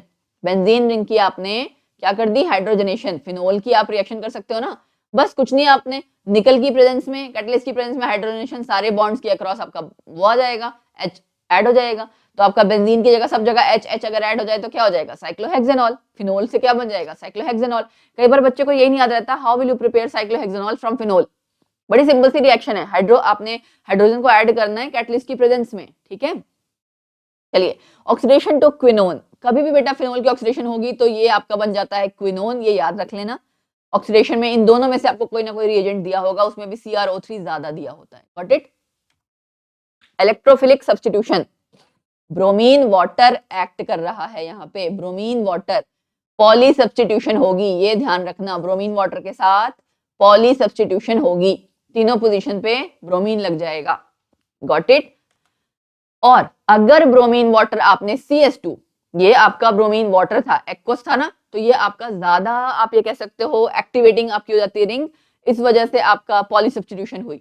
लेकिन यही अगर आप CS2 की प्रेजेंस में करते हो तो आपका सब्स्टिट्यूशन कैसी होगी, मोनो सब्स्टिट्यूशन रिएक्शन, ठीक है। तो यही आपका प्रोडक्ट, ये लिख भी रखा है देखो, mono bromination is achieved with non polar solvent, है ना, to decrease the electrophilicity of bromine, and दूसरे केस में आपका क्या हो जाएगा, पॉली सब्स्टिट्यूशन है, ठीक है। अच्छा जी, आगे बढ़े, नाइट्रोसेशन। नाइट्रोसेशन क्या है, नाइट्रोजन का चीजें ऐड कराना है ना, नाइट्रोसेशन है ये, नाइट्रेशन नहीं है। नाइट्रोसेशन में आप HONO यानी कि नाइट्रस एसिड यूज करते हैं, नाइट्रिक एसिड नहीं यूज करते, ठीक है। टेम्परेचर नहीं भी याद रहेगा तो चलेगा, लेकिन रिएजेंट क्या है ये ध्यान रखना, OH था, यहाँ पे N डबल बॉन्ड O आ गया। अब ये बेटा आपका टॉटोमराइज कर जाएगा, 1,3 माइग्रेशन होता है ना टॉटोमराइज, ठीक है। यहाँ पे डबल बॉन्ड आ जाएगा, यहाँ का जो H था ना, ये आपका ऑक्सीजन के साथ आ जाएगा। 1,3 migration is called as tautomerisation, एक तरह का आइसोमरिज्म है ना, क्विनोन मोनोऑक्साइम, ठीक है, क्विनोन मोनोऑक्साइम। तो गाइज नेक्स्ट रिएक्शन है आपकी सल्फोनेशन, ठीक है। सल्फोनेशन में बेटा आपकी दो तरह का है केस, आपका दो केस क्या है कि एक आपका लो टेम्परेचर है, ठीक है, लो टेम्परेचर पे रिएक्शन कैसे होगी और हाई टेम्परेचर पे रिएक्शन कैसे होगी, ठीक है। दोनों रिएक्शन जो आपकी फिनोल्स में जिसमें आपका फिनोल्स रिएक्टेंट है, सबस्ट्रेट है, सल्फोनेशन में लगेगा SO3H ही, बस फर्क क्या होगा कि आपका मेन प्रोडक्ट क्या है, ऑर्थो प्रोडक्ट है या पैरा प्रोडक्ट है। तो आप देख सकते हैं लो टेम्परेचर पे क्या बन रहा है, ऑर्थो प्रोडक्ट, ठीक है, ये ध्यान देना, लो टेम्परेचर पे ऑर्थो प्रोडक्ट और हाई टेम्परेचर पे पैरा आइसोमर बन रहा है, ठीक है, पैरा आइसोमर या पैरा प्रोडक्ट। फाइन, यहाँ पे इक्विलिब्रियम कंट्रोल्ड है, यहाँ पे रेट कंट्रोल्ड है, ठीक है। मतलब एक आपका आप जैसे कह सकते हो ना कि काइनेटिक स्टेबिलिटी एंड थर्मोडायनामिकली मतलब स्टेबल है कि नहीं है, ये दो केसेस होते हैं, उसके बेसिस पे डिसाइड किया गया है, ठीक। सो आप सिर्फ इतना ध्यान रखना, लो टेम्परेचर से ऑर्थो प्रोडक्ट बनेगा, हाई टेम्परेचर से पैरा प्रोडक्ट बनेगा। बनना क्या है, OH तो है आपका, लगा ही होगा एक जगह, है ना, फिनोल में। सल्फोनेशन में SO3H बस लगना है, वो आपका एक बारी ऑर्थो पोजीशन पे, एक बारी पैरा पोजीशन पे, ठीक है। चलिए नेक्स्ट है आपकी डाइजोनियम सॉल्ट कपलिंग, जो कि बहुत इंपॉर्टेंट है। कपलिंग रिएक्शन बेटा, इस पे क्वेश्चन आ जाता है, कपलिंग रिएक्शन जरूर अच्छे से करके जाना। क्या है कपलिंग रिएक्शन, ये आप देख सकते हैं, ये जनरल रिएक्शन है, ठीक है। जनरल रिएक्शन आपका, सपोज करो मैं इसको फिनोल के साथ करके दिखाती हूँ, या ये आपका ArN2 पता क्या है, ये यहाँ पे N2 जो लगा हुआ है ना, उस पे आपका ये प्लस साइन है साथ में, क्योंकि ये N2Cl होता है ना, पूरा डाइजोनियम सॉल्ट आपका ये होता है N2Cl, तो आपका उसके बेसिस पे इन्होंने खाली Cl नेगेटिव हटा दिया है, कैटायन सिर्फ दिखाया हुआ है। तो ये आपका रिएक्ट करेगा किसी भी इस रिएक्टेंट के साथ, जैसे C6H5G, जी आपका क्या होगा, इलेक्ट्रॉन डोनेटिंग ग्रुप्स, कौन कौन से हो सकते हैं, ये सारे। तो हम यहाँ पे फिनोल लेके चल रहे हैं ना, तो सपोज चल रहे हैं, सपोज करो मैंने यहाँ ले लिया N2Cl और साथ में है ये फिनोल, जी की जगह मैंने OH लिख दिया है, ठीक है, जी की जगह मैंने OH ले लिया है। तो आपकी रिएक्शन में क्या होगा, उसके बाद देखो यहाँ क्या दिया हुआ है, पैरा G C6H4, ये कंपाउंड आप अगर देख सकते हो, पैरा G, पैरा पोजीशन पे G यानी ये लगा होगा, ठीक है, एंड इस वाले पोजीशन से ये यहाँ ज्वाइन करेगा किसके साथ, N2 के साथ, जो कि आगे उसके साथ मतलब जिसके साथ आगे पूरी रिंग है, ठीक है। सो अगर मैं आपसे कहूं कि इसको हमें शो करना है, तो आप इसको कैसे शो करोगे, सी पैरा पोजीशन पे यहां मैं OH शो कर दे रही हूं, ठीक, फिर है आपका C6H4, फिर है N डबल बॉन्ड N और ये, ठीक, ये आपकी बेटा कपलिंग रिएक्शन हुई है, got it. Coupling reaction actual में होता क्या है, यहाँ का जो Cl है और इस वाली पोजीशन से जुड़ा है ना, इसका H, तो HCl निकल जाता है और ये आपका पूरा जो है कंपाउंड बन जाता है, एजोडाइज आपके मोस्टली बनते हैं, ठीक। सो एजोफिनोल्स, ये रिएक्शन भी इंपॉर्टेंट है, इसको जरूर कर लेना। इलेक्ट्रॉन रिलीजिंग ग्रुप आपका फिनोल्स के रिगार्डिंग है, इसलिए OH आएगा, मतलब यहाँ पे इस चैप्टर में, अदरवाइज बाकी भी हो सकते हैं। कपलिंग रिएक्शन खाली जरूरी नहीं है कि यही हो रही है, इलेक्ट्रॉन रिलीजिंग ग्रुप में आपका ये देखो NH2 ग्रुप यानी लग सकता है, NHR, एमीन्स के भी कई केसेस लग सकते हैं, या एल्कोक्सी ग्रुप भी लग सकता है, ठीक है। यहाँ पे हम फिनोल्स पढ़ रहे थे, तो हमने फिनोल्स के साथ इसको रिएक्शन करके देख लिया। फिर है आपका नेक्स्ट रिंग एल्काइलेशन, ठीक है, रिंग एल्काइलेशन।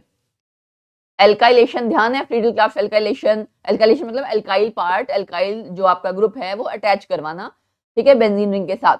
यहां हमने फिनोल लिया, रिएक्शन देख रहे हो क्या है, किसके साथ हो रही है, या तो आपका एल्कीन है या फिर आपका एल्कोहल है, ठीक है, एल्कोहल भी कैसा, सेकेंडरी एल्कोहल है।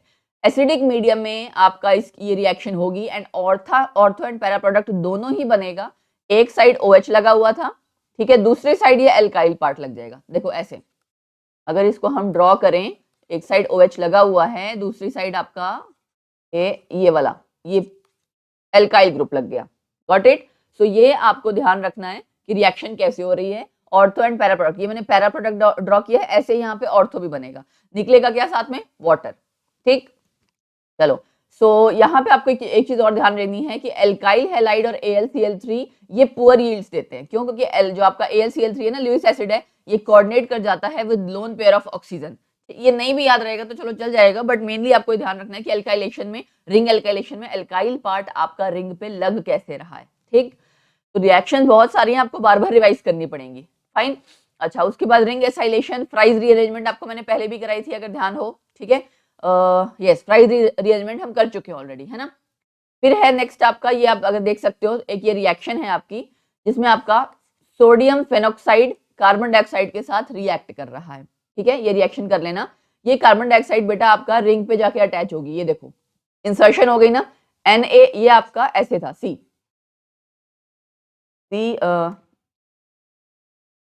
C6H5ONa, ये था आपका, ठीक है। यहाँ पे O के साथ H लग गया और उसके साथ ये जो साइड वाला आपका इसके साथ जो ऑर्थो वाला पोजीशन है उसमें आपका लग जाएगा COONa, ठीक है। मतलब यहाँ पे ONa था ना, उस Na की जगह तो H आ गया, ठीक है।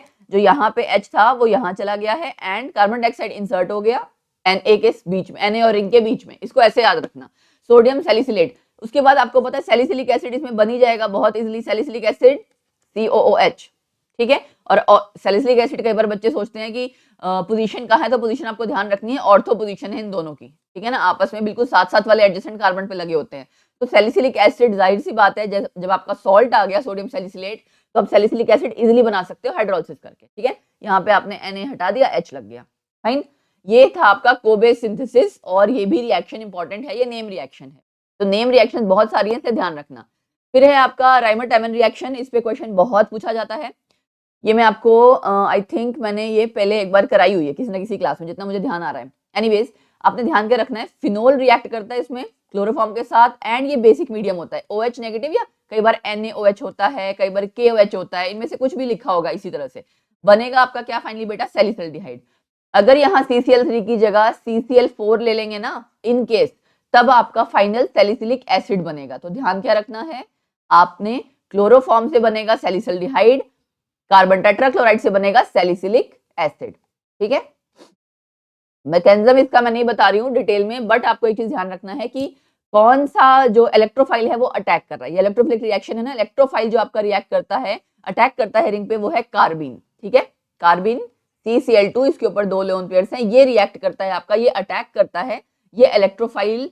आप ये कह सकते हो अगर क्वेश्चन में पूछा जाए अटैकिंग रिएजेंट कौन सा है, इलेक्ट्रोफाइल कौन सा है जो कि रिंग को अटैक कर रहा है, तो वो आपका कार्बिन है, ठीक है। बहुत इंपॉर्टेंट रिएक्शन है ये राइमर-टैमन रिएक्शन। फिर है फॉर्मेशन ऑफ एस्प्रिन, ये इसी से बना हुआ है, यहाँ मतलब सेम यहाँ पे आपका फिर से सैलिसिलिक एसिड ही बनेगा। फिनोल में आपने कार्बन डाइऑक्साइड और कैसे मीडियम में, बेसिक मीडियम में ऐड किया है, सेकंड स्टेप में हाइड्रोलिसिस किया है, ठीक है। इकट्ठे ही दोनों स्टेप दिखा दिए आपके, इसलिए आपका सैलिसिलिक एसिड बन गया। लेकिन एस्प्रिन क्या होता है बेटा, आपका एस्प्रिन होता है 2-एसिटाइल सैलिसिलिक एसिड, ठीक है। इसका नाम भी याद रखना, ये IUPAC नेम है, कॉमन नेम जिससे जाना जाता है दैट इज एस्प्रिन, वो भी याद रखना। एंड स्ट्रक्चर, इस पे क्वेश्चन बहुत चांसेस है कि आ सकता है, ठीक है। तो COOH तो ठीक है, यहाँ पे किया क्या है एग्जैक्टली, यहाँ पे आप देख सकते हो जो आपका ये एसिटाइल पार्ट है वो ऐड ऑन कर दिया है। तो यहाँ पे हमने किससे रिएक्ट करवाया हुआ है, एसिटिक एनहाइड्राइड से इसकी रिएक्शन करवाई है। तो एसिटाइलेशन बेसिकली आपने किया है ना, तो ये आपका एसिटाइल पार्ट यहाँ पे आके अटैच हो गया, ठीक है। अगर आपको स्ट्रक्चर ध्यान रहेगा, 2-एसिटाइल सैलिसिलिक एसिड, सैलिसिलिक एसिड था ना ये, यहाँ पे बस ये सेकंड पोजीशन था, पहला ये सेकंड कार्बन, तो उस पे ये एसिटाइल पार्ट लगा हुआ है, इस वजह से 2-एसिटाइल सैलिसिलिक एसिड, ठीक है, aspirin. Formation of oil of wintergreen, methyl salicylate को ऑयल ऑफ विंटरग्रीन कहते हैं, मिथाइल सैलिसिलेट को, ये यहाँ पे CH3 आएगा, ठीक है। तो इसमें भी आपका सैलिसिलिक एसिड से कैसे आप कर रहे हो, मिथेनॉल के साथ रिएक्ट करवा रहे हो एसिडिक मीडियम में, तो आपका जो मिथाइल पार्ट है CH3 अल्काइल पार्ट, वो यहाँ अटैच हो जाएगा, H हट जाएगा, ठीक है ना, साथ में वाटर निकल जाता है ऑब्वियसली। तो ये भी ध्यान रखना है, बहुत सारी चीजें हैं, छोटी छोटी सिंपल सी रिएक्शंस हैं, इनको आपको ध्यान रखना है। फिर आपके शुरू होते हैं ईथर्स, हमने अल्कोहल्स कर लिए, फिनोल्स कर लिए, अब करेंगे हम ईथर। ईथर की बेटा प्रिपरेशन सबसे पहले तो बहुत, इस पे क्वेश्चन आएगा ही आएगा, ठीक है। ये आपका विलियमसन ईथर सिंथेसिस या विलियमसन सिंथेसिस भी सिंपली कह देते हैं। तो ये आप देख सकते हो एल्कोक्सी ग्रुप, इसके साथ मोस्टली Na ही होता है, RONA, ठीक है ना, इसकी रिएक्शन होती है RONA प्लस RX, इन दोनों की रिएक्शन है। यहाँ पे Na नहीं दिखाया गया, बट ध्यान रखना क्योंकि क्वेश्चन में सोडियम के साथ दिया होता है, सोडियम एल्कोक्साइड और एल्काइल हैलाइड को रिएक्ट कराया जाता है। ये सोडियम एल्कोक्साइड है ना आपका, सोडियम OR क्या होता है, एल्कोक्साइड, ठीक है। सोडियम एल्कोक्साइड, एल्कोक्साइड मतलब आपका कोई सा भी हो सकता है, एल्काइल पार्ट हो, CH3 C2H5 कुछ भी हो सकता है, या फिर आपका प्रोडक्ट दिया होगा आपको, उससे आपसे पूछा जाएगा कि भी रिएक्टेंट बताओ कौन सा लिया जाए, है ना, तो उसके हिसाब से आपको ध्यान रखना है। मैं जनरल पढ़ा रही हूँ, मैं बार बार कर रही हूँ, क्विक रिवीजन है। तो एल्काइल हैलाइड जब बेटा रिएक्ट कर रहा है, अगर आपको ध्यान हो, ये इलेक्ट्रोनेगेटिव होगा ना, ये यहाँ पे पॉजिटिव चार्ज आ जाएगा, इलेक्ट्रोनेगेटिव आपका हेलोजन एटम है, तो आपका जाहिर सी बात है partial negative charge, partial positive charge. ये यहाँ पे अटैक कर देगा और NaX साथ में निकल जाएगा, ठीक है। ये आपका NaX यहाँ बन जाएगा और साथ में बन गया ईथर। लीविंग ग्रुप आपका क्या है यहाँ पे, हेलोजन जो है आपके वो लीविंग ग्रुप है, फाइन। दूसरी चीज क्या है कि आपका सबस्ट्रेट एल्काइल ग्रुप जो है वो प्राइमरी होना चाहिए। प्राइमरी होना चाहिए का क्या मतलब है, अब आपको ध्यान होगा SN2 रिएक्शन में बैक से अटैक होता है ना, हम क्या कहते हैं, बल्कि ग्रुप नहीं होना चाहिए, सिंपल होना चाहिए, प्राइमरी सेकेंडरी टर्शरी। तो आपने ये ध्यान रखना है यहाँ पे, इससे आपको ध्यान रहेगा, ठीक है। चलिए नेक्स्ट है आपका alkoxy mercuration demercuration. Oxy mercuration demercuration आप पहले भी कर चुके हैं, हमने एल्कोहल्स के केस में किया था ना, वैसे ही सेम है, सेम रिएक्शन है, मार्कोनिकॉफ एडिशन के अकॉर्डिंग हो रहा है।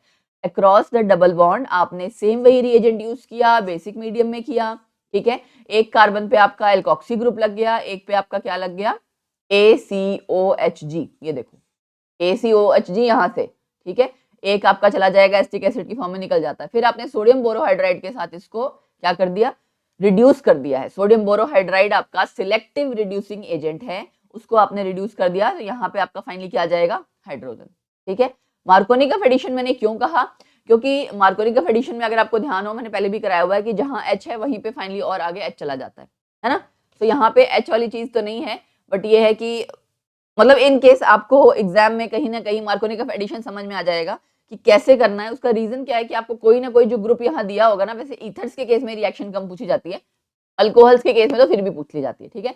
बट इतना ध्यान रखना कि अल्कोक्सी ऑक्सीमर्क्यूरेशन डीमर्क्यूरेशन में आपने मार्कोनिकॉफ एडिशन करनी है। कई बार सिर्फ मैच द फॉलोइंग आता है, क्या रूल है किसके लिए, सेडजेफ रूल कहाँ है, हॉफमैन रूल कहाँ है, या मार्कोनिकॉफ एडिशन है या एंटी मार्कोनिकॉफ, तो उतना भी ध्यान रखोगे तो चल जाएगा, ठीक है। Biomolecular dehydration of alcohol, biomolecular dehydration of alcohol, biomolecular कह रहे हैं, ठीक है। इंडस्ट्रियल मेथड है ये ईथर्स को बनाने का, कुछ नहीं है। डिहाइड्रेशन का मतलब कि वाटर निकल जाएगा, दो अल्कोहल में से अगर जाहिर सी बात है वाटर निकल जाएगा तो ईथर ही बनेगा, ठीक। और ये आपका एसिडिक मीडियम में होता है, फाइनली साथ में वाटर निकलेगा। अब करेंगे हम रिएक्शंस ईथर की, cleavage by HBr and HI। Excess में अगर आप एल्काइल हैलाइड लोगे, ठीक है, और उसमें भी मेनली HBr और HI, ठीक है। HCl के बारे में नहीं कहा हुआ है, HF की तो रिएक्शन ही कम होती है। तो आपका ईथर के साथ अगर जब आप रिएक्ट करवाओगे तो आपका बन जाएगा एल्काइल हैलाइड, ठीक है। साथ में आपका क्या बनेगा, दो तरह के एल्काइल हैलाइड्स बन रहे हैं। और अल्कोहल जो आप एरोमेटिक रिंग के साथ अगर जब रिएक्शन करते हो तब क्या बनता है, तब आपका फिनोल बनता है और एल्काइल हैलाइड, ठीक है। तो एक्सेस में है, लेकिन ये आपको ध्यान रखना है कि एक्सेस में दिया हुआ है तब होगा, अदरवाइज नहीं, फाइन। तो आई थिंक यहाँ पे भी ना एल्केन बनना चाहिए, if I am not wrong. Let, यहाँ पे बेटा एल्केन बनेगा, या RX नहीं आएगा, एल्केन ही बनेगा यहाँ पे भी, फाइन। और एल्केन या alcohol, RHX, yes, alcohol and alkyl halide बनेगा। यहाँ पे गलत शायद टाइप हो गया, प्रिंट हो गया ये, तो ये आप ध्यान रखिएगा। इसकी प्रिपरेशन आपने अल्कोहल्स की प्रिपरेशन के केस में जब किया होगा तब किया होगा, क्योंकि सेम चीज है आपकी, ठीक है ना। अल्कोहल्स एंड फिनोल्स बन रहे हैं बिल्कुल सेम पैटर्न पे, यहाँ पे अल्कोहल आएगा, ठीक। चलिए आगे है आपका, ये देखो यहाँ पे एक्सेस ऑफ HI, सेम उसी का एग्जांपल लिया हुआ है, इथाइल मिथाइल ईथर, ठीक है। And ethyl iodide methyl iodide, दो आपके अलग अलग आयोडाइड्स बना दिए हैं, बट मुझे ऐसा लगता है अल्कोहल होना चाहिए था, इन्होंने फिर से यहाँ गलत लिख दिया है। एनीवेज इसको मैं क्रॉस चेक कर लूंगी, अगर होगा तो मैं नीचे कमेंट सेक्शन में मेंशन कर दूंगी, क्योंकि मुझे इस टाइम ध्यान नहीं आ रहा है। अगर इन केस ऐसा हुआ तो मैं मेंशन कर दूंगी, ठीक है। ऑटो ऑक्सीडेशन, ऑटो ऑक्सीडेशन में फिर आपका कुछ नहीं है, एक्सेस ऑफ ऑक्सीजन जब आप लेते हो उसके साथ रिएक्शन करवा दोगे किसी ईथर की, तो वो आपका बेटा ऑक्सीजन मतलब इंसर्ट हो जाएगा कहीं ना कहीं, तो पेरोक्साइड बना देगा, ठीक है। ये आपका देखो पेरोक्साइड बन गया, ये ऑक्सीजन इंसर्ट हो गया ना, बीच में आ गया, ठीक है। CH2 में यहाँ पे आप देख सकते हो दोनों H के बीच में आ गया, पेरोक्साइड बना दिया। मोस्टली जब भी इस तरह से एक्सेस O2 आप इंसर्ट करवाते हो पेरोक्साइड ही बनता है। पेरोक्साइड से आपका फाइनली क्या बनेगा, डाई एल्काइल पेरोक्साइड और हाइड्रोपेरोक्साइड, ये दो प्रोडक्ट्स बनेंगे ऑटो ऑक्सीडेशन में, ठीक है। ईथर्स की रिएक्शन वैसे कम ही पूछी जाती हैं, तो इस पे थोड़ा कम फोकस करना। इपॉक्साइड की प्रिपरेशन, इपॉक्साइड की प्रिपरेशन में क्या किया है, एल्कीन और ये आप देख सकते हो क्या किया है हमने, पेरोक्सी एसिड इपॉक्सीडेशन। ये पेरोक्सी एसिड है, एक ऑक्सीजन एक्स्ट्रा है, कई बार बच्चे इसको कार्बोक्सिलिक एसिड समझ लेते हैं। तो यहाँ से आपका क्या होगा, एक ऑक्सीजन जो है इसमें जाके ये एक ऑक्सीजन इसके साथ जाके अगर अटैच हो जाएगा तो यहाँ पे यही बनेगा ना, इपॉक्साइड, या जिसको आप ऑक्सीरेन कहते हो, ठीक है। साथ में आपका एसिड बन जाएगा, कैसा एसिड, कार्बोक्सिलिक एसिड, ठीक है। ये वो रिएक्शंस हैं जो ज्यादा पूछी नहीं जाएंगी, बट थोड़ा सा अगर ठीक है, थोड़ा बहुत ध्यान रहे तो फाइन, अदरवाइज नहीं, ठीक है। अच्छा, उसके बाद ये सारी आगे रिएक्शंस आपकी इपॉक्साइड्स की आ रही हैं, यानी कि साइक्लिक ईथर्स बेसिकली, ठीक है। Base promoted, let me check यार, ये एनसीईआरटी में इतना है या नहीं, मुझे डाउट है, so just give me a minute. कई बार क्या होता है ना कि हम लोग +2 को भी पढ़ाते हैं बीएससी, तो वो ध्यान नहीं रहता बीएससी में से कि यार ये वाला कंटेंट +2 में था, या कभी कभार स्किप हो जाता है, तो apology for that. Just give me 1 minute, मैं एक बार क्रॉस चेक करना चाहूंगी कि कहीं मैं एक्स्ट्रा तो नहीं पढ़ा दे रही, फालतू पढ़ाऊंगी क्या फायदा। एटलीस्ट ये है कि फिर उतना ही पढ़ाया जाए जितना +2 वाले बच्चों को चाहिए, है ना। तो ईथर्स में हमने, यस, ईथर्स के बाद इपॉक्सीडेशन के बारे में बेटा नहीं करा रखा है, तो आई थिंक ये एक्स्ट्रा पीपीटी जब मैंने बनाया होगा ना, क्योंकि हम लोग जब बनाते हैं तो ऑब्वियसली पूरा टॉपिक कवर अप करने की कोशिश करते हैं, ठीक है। सो ये +2 वाले बच्चों को नहीं करना है जनाब। मैं एक सेकेंड क्रॉस करती जाती हूँ, है ना, यहाँ से ये कर सकते, ये पेरोक्सी, इसको यहाँ से कट कर लो। प्रिपरेशन ऑफ एपॉक्साइड नहीं करना +2 में, ये भी नहीं करना, ये भी नहीं करना, बहुत कुछ एक्स्ट्रा हो गया। चलो जी, कोई बात नहीं, ज्ञान है। एनीवेज, ये सारे इपॉक्साइड्स ही हैं आपके जिनको आपने नहीं करना है। ओपनिंग ऑफ इपॉक्साइड रिंग, ये बीएससी का सिलेबस है, ठीक है। हाँ, ये करना है बेटा। एसिडिक स्ट्रेंथ आपको पढ़ लेना चाहिए क्योंकि इस पे क्वेश्चन आएगा, है ना। एसिडिक स्ट्रेंथ में क्या है, एल्कोहल्स आपके वीकर एसिड्स हैं देन थायोल्स, ठीक है। एल्कोहल्स, थायोल्स, फिनोल्स, इन सब से आपका इन जनरल इसके एसिडिक स्ट्रेंथ के ऊपर क्वेश्चन आ जाता है कि कौन ज्यादा एसिडिक है, कौन कम एसिडिक है। सो एल्कोहल्स वीकर एसिड हैं, ठीक है, देन थायोल्स, पहली चीज। Even though oxygen is more electronegative, उसका रीजन क्या है, कॉन्जुगेट बेस अल्कोहल का ऑक्साइड एल्कोक्साइड है वो, और जो सल्फॉक्साइड, मतलब जैसे ये होता है ना OR नेगेटिव एल्कोक्साइड, ये आपका होता है सल्फॉक्साइड, ठीक है। सो आपने अगर कॉन्जुगेट एसिड बेस पेयर के बारे में पढ़ा होगा, कॉन्जुगेट बेस अगर स्ट्रॉन्ग है तो एसिड वीक होता है, अगर एसिड स्ट्रॉन्ग है तो कॉन्जुगेट बेस वीक होता है। कॉन्जुगेट बेस बेटा अल्कोहल का एल्कोक्साइड है जो कि ज्यादा बेसिक है, अगर ये ज्यादा बेसिक है मतलब एल्कोहल आपका लेस एसिडिक होगा, ठीक है। इसको आपको आप ध्यान रखिएगा। एंड एल्कोक्साइड में आपकी एक चीज और है कि नेगेटिव चार्ज आपका जो है स्मॉलर एटम पे है, वहां पे चार्ज डेंसिटी ज्यादा है, इस वजह से वो बेसिक इन नेचर ज्यादा है, मतलब एक जगह आपका चार्ज कॉन्सेंट्रेटेड है, ठीक है। चार्ज एक जगह कॉन्सेंट्रेट होगा तो वो इजिली आगे कहीं इलेक्ट्रॉन डोनेट कर सकता है ना। अब यहाँ पे नेगेटिव चार्ज की हम बात कर रहे हैं, तो अगर वो इलेक्ट्रॉन डोनेशन हो रही है तो इसका मतलब क्या है, वो बेसिक इन नेचर ज्यादा है। तो एल्कोक्साइड आयन ये बेसिक ज्यादा है, ठीक है, in comparison to RS negative. इसकी वजह से इसका कॉन्जुगेट जो एसिड है वो आपका वीक हो गया, ये वाला केस, ठीक है। अच्छा, उसके अलावा एसिडिक स्ट्रेंथ की जो हम बात कर रहे हैं, सल्फोनिक एसिड सबसे ज्यादा स्ट्रॉन्ग है, फिर कार्बोक्सिलिक एसिड है, फिर फिनोल्स है, फिर वाटर, फिर अल्कोहल। मतलब आपको क्या ध्यान रखना है, वाटर आपका ज्यादा एसिडिक है इन कंपैरिजन टू अल्कोहल, ठीक है। लेकिन इन तीनों के पे बेस ज्यादा आएगा आपको, क्योंकि अल्कोहल फिनोल्स का चैप्टर है ना, तो इनके बेसिस पे आपको ज्यादा आ सकता है फिनोल, वाटर, देन अल्कोहल, ठीक है। अब इसको पढ़ लेते हैं, अल्कोहल्स एक्सेप्ट मिथेनॉल, मिथेनॉल को छोड़ के बाकी सारे वीकर एसिड्स है देन वाटर, क्योंकि +I इफेक्ट लगा है अल्काइल ग्रुप का, है ना। +I इफेक्ट लगा हुआ है, अल्काइल आपकी डोनेशन ज्यादा होगी तो H आपका मुश्किल से रिलीज होगा, तो जाहिर सी बात है एसिडिक स्ट्रेंथ कम होगी, ठीक है। ये मिथेनॉल आपका स्लाइटली स्ट्रॉन्गर है देन वाटर, ठीक, बस ये एक एक्सेप्शन है, इसको ध्यान रखना। अच्छा, उसके बाद फिनोल्स आपका जो आता है, फिनोल्स ज्यादा स्ट्रॉन्ग है अल्कोहल से, क्योंकि यहाँ पे क्या हो जाता है, फिनॉक्साइड आयन स्टेबलाइज हो जाता है। फिनॉक्साइड आयन क्या है, रेजोनेंस स्टेबलाइजेशन हो जाती है। अगर आपने कंट्रीब्यूटिंग स्ट्रक्चर्स या रेजोनेटिंग स्ट्रक्चर्स लिखना सीखा होगा, तो मैंने सीधे स्ट्रक्चर ही ड्रॉ कर दिया, जस्ट मिनट। OH है ना बेटा फिनोल, यहाँ पे अगर मैं OH आपका ये H नेगेटिव देगा तो क्या बना देगा, फिनॉक्साइड आयन देगा, ठीक है। उसके बाद आपने देखा हो, ये आप इस तरह से कंट्रीब्यूटिंग स्ट्रक्चर्स लिखते हो तो जितनी बार लिखोगे यहाँ पे डबल बॉन्ड आ रहा है ना, यहाँ पे अगर डबल बॉन्ड आ गया और ये इस तरह से आगे इलेक्ट्रॉन्स आपके मूव करते जाएंगे, है ना। कंट्रीब्यूटिंग स्ट्रक्चर्स आई होप आपको लिखने आते होंगे। तो फिनोल से आपका बना फिनॉक्साइड आयन जो कि रेजोनेटली स्टेबलाइज्ड है। जब प्रोडक्ट आपका इस तरह से रेजोनेटली स्टेबलाइज होता है, इसका मतलब वो रिएक्शन करना प्रेफर कर रहा है, यानी फिनोल से फिनॉक्साइड आयन बनना प्रेफर कर रहा है, ठीक है ना। तो फिनोल आपका, फिनोल से जब फिनॉक्साइड आयन बना वो रेजोनेटली स्टेबलाइज हो जाता है, लेकिन RO नेगेटिव रेजोनेंस इसमें कहीं नहीं है तो स्टेबलाइज नहीं हो रहा। तो phenols are more acidic than alcohols, ये आपको ध्यान रखना है, ठीक है। यहाँ पे देखो बता भी रखा है इलेक्ट्रॉन, ये तो मैं अभी बताऊंगी आपको कि इलेक्ट्रॉन विड्रॉइंग के कारण क्या होगा। यहाँ पे तो खाली इलेक्ट्रॉन विड्रॉइंग बेंजीन रिंग के बारे में बोल रखा है ना। इन जनरल भी आपका अगर फिनोल्स में इलेक्ट्रॉन विड्रॉइंग ग्रुप लगेंगे या इलेक्ट्रॉन डोनेटिंग ग्रुप तो कैसे एसिडिटी होगी वो भी मैं बाद में बताऊंगी। पहले सिर्फ एल्कोहल्स एंड फिनोल्स के बारे में पढ़ लो कि alkoxide ion conjugate base of alcohol have no resonance, ठीक है ना, अभी मैंने बताया। बाकी फिनोल आपके वीकर एसिड है देन कार्बोक्सिलिक एसिड, क्यों?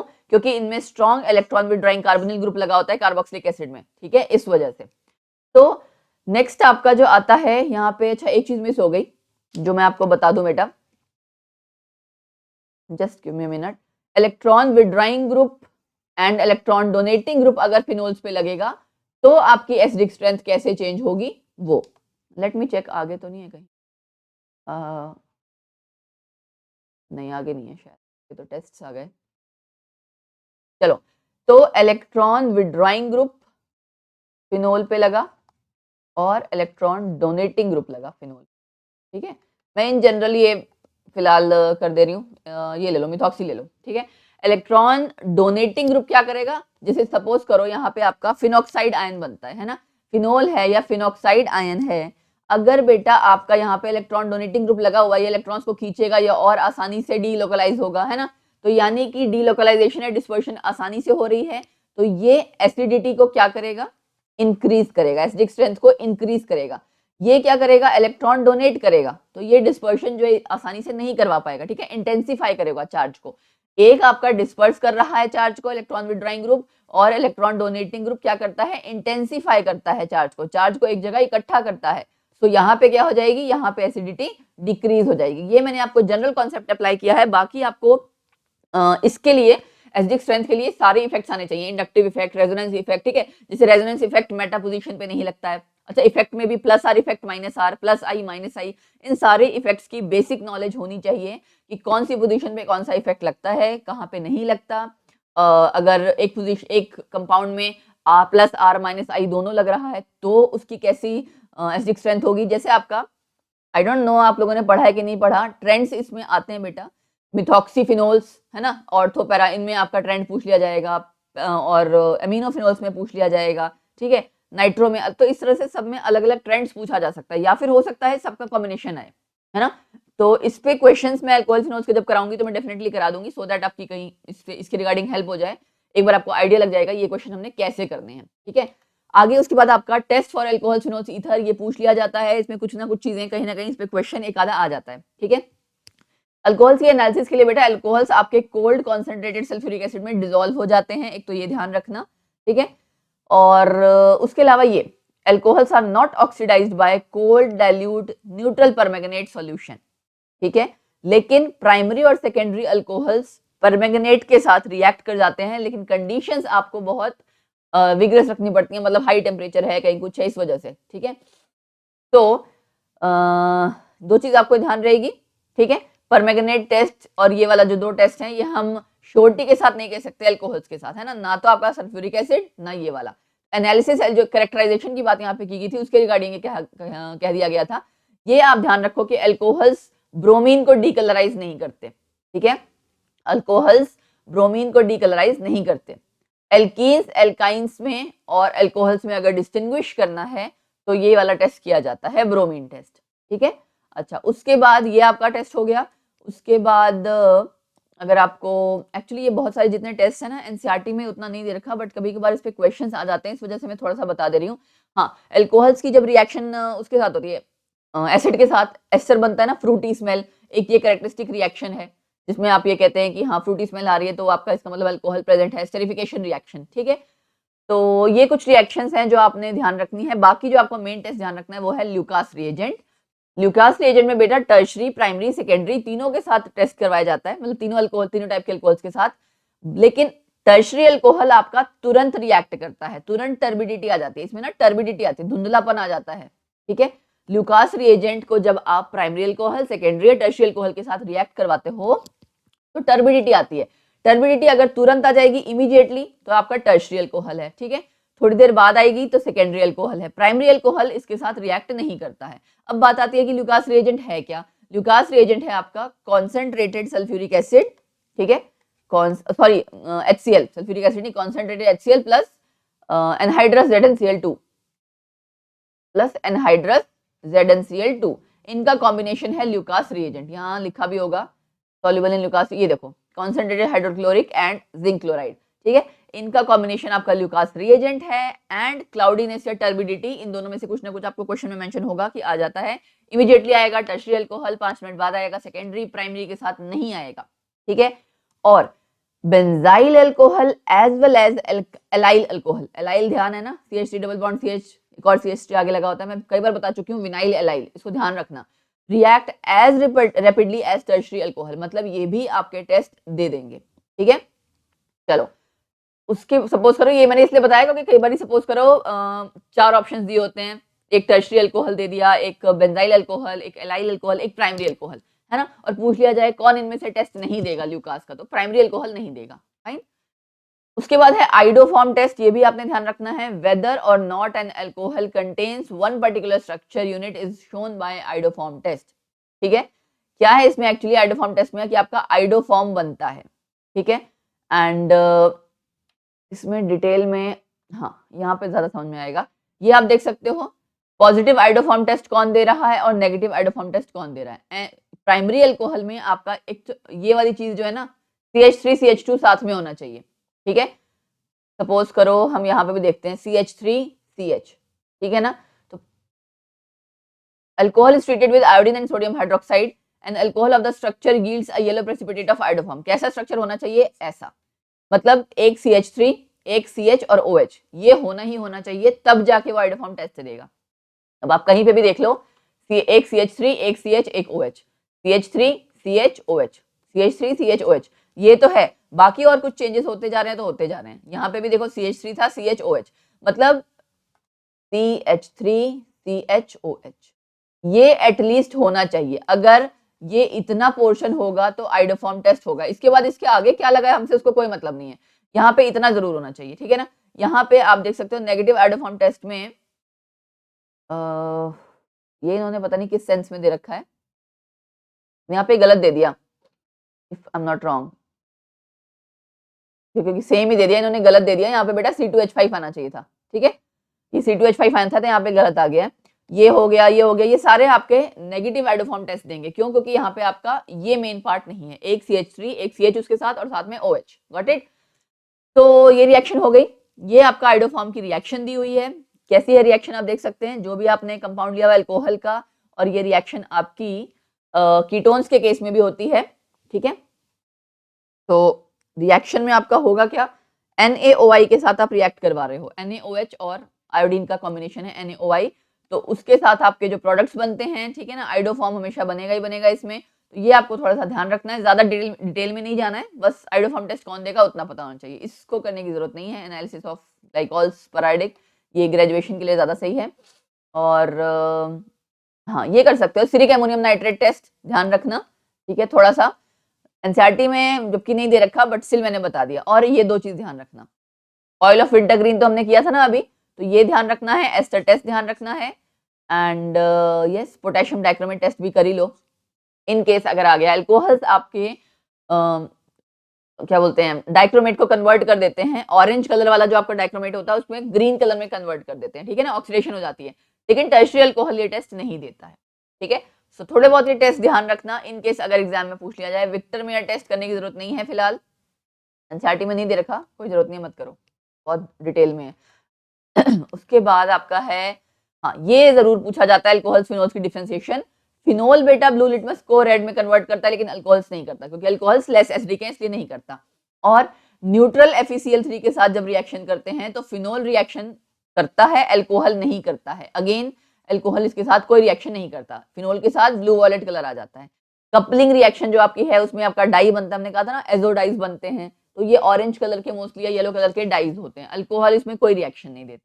तो ये 3 टेस्ट आपको ध्यान रखने हैं, डिफरेंशिएशन टेस्ट जो कि अल्कोहल्स और फिनोल के बीच में है, ठीक है। उसके अलावा ब्रोमीन वाटर के साथ भी टेस्ट करवाया जा सकता है। ब्रोमीन वाटर में आपको मैंने ये एक था ना आपकी रिएक्शन ब्रोमीन वाटर, एक आपका था ब्रोमीन इन CS2, है ना, उसमें मोनो सब्स्टिट्यूशन होती थी, यहाँ पे क्या है पॉली सब्स्टिट्यूशन। तो ब्रोमीन वाटर टेस्ट इसको बोला जाता है, ब्रोमीन वाटर वाला टेस्ट, ये वाला नहीं, ब्रोमीन इन CH2 नहीं, ब्रोमीन इन वाटर। इसमें आपका जो ये कंपाउंड बनेगा वो व्हाइट प्रेसिपिटेट्स का है, 2,4,6 ट्राइब्रोमोफिनोल, इसका व्हाइट कलर का रंग प्रेसिपिटेट्स आते हैं इसके, लेकिन अल्कोहल इसमें रिएक्ट नहीं करता है। तो ये भी एक आपका टेस्ट हो गया दोनों में डिस्टिंग्विश करने के लिए, ठीक है। उसके बाद है अल्कोहल और ईथर को अगर हमें करना है, अल्कोहल सोडियम के साथ रिएक्ट करते हैं, हाइड्रोजन गैस इवॉल्व करते हैं, लेकिन ईथर नहीं करता, ठीक है। तो ये दो रिएक्शंस, उसमें भी आपका पहले वाला जो है ज्यादा ध्यान रखना, ठीक। अच्छा, उसके अलावा सोडियम बाइकार्बोनेट टेस्ट रहने दो, कोई बात नहीं चलेगा, ठीक है। एंड FeCl3 टेस्ट मैं आपको ऑलरेडी बता ही चुकी हूँ, फिनोल वाला, इसको डिटेल में नहीं करना है। बाकी बेटा फिजिकल प्रॉपर्टीज मैंने इन जनरल चार्ट में बना दिया था, ये सब आपको करने की कुछ भी जरूरत नहीं है। So this was all for alcohol, phenols and ethers, ठीक है। जो जो इसमें इंपॉर्टेंट चीज थी मैंने आपको बता दी, बाकी आपका जो क्लैरिटी है वो अभी शाम को जब आपको मतलब दूसरी वीडियो जब आएगी ना MCQs वाली, उसमें क्लियर हो जाएगा, ठीक है। MCQs हमें बहुत सारे क्वेश्चंस करेंगे तो आपको आइडिया लग जाएगा कि हमें अल्कोहल फिनोल्स के कैसे क्वेश्चंस आ सकते हैं एग्जाम में, ठीक है। सो बने रहिएगा हमारे साथ। बाकी CBSE लेटेस्ट सैंपल पेपर या लेटेस्ट कुछ क्वेश्चंस रेगुलरली NCERT की साइट पे या आपके कहीं ना कहीं पोस्ट करती है, वो लेटेस्ट क्वेश्चंस भी मैं आपको जरूर कराऊंगी, 50 क्वेश्चंस जो कि आपके अपकमिंग एग्जाम में जिनके आने के चांसेस ज्यादा से ज्यादा हैं, ठीक है। सो प्लीज बिना किसी क्या कह सकते हैं कि केयरलेस मत होना, बिल्कुल बिना किसी केयरलेसनेस के रेगुलर बने रहो हमारे साथ, रेगुलर पढ़ते रहो, क्वेश्चंस की प्रैक्टिस भी एंड चैप्टर की भी रिवीजन, एंड ज्यादा से ज्यादा शेयर करो सो दैट बाकी लोगों को भी हेल्प हो जाए, ठीक है ना। तो लाइक करके रखना, सब्सक्राइब करके रखना, बेल आइकन प्रेस करके रखना सो दैट अपकमिंग वीडियोस आपसे मिस ना हो जाए। Bye bye, take care.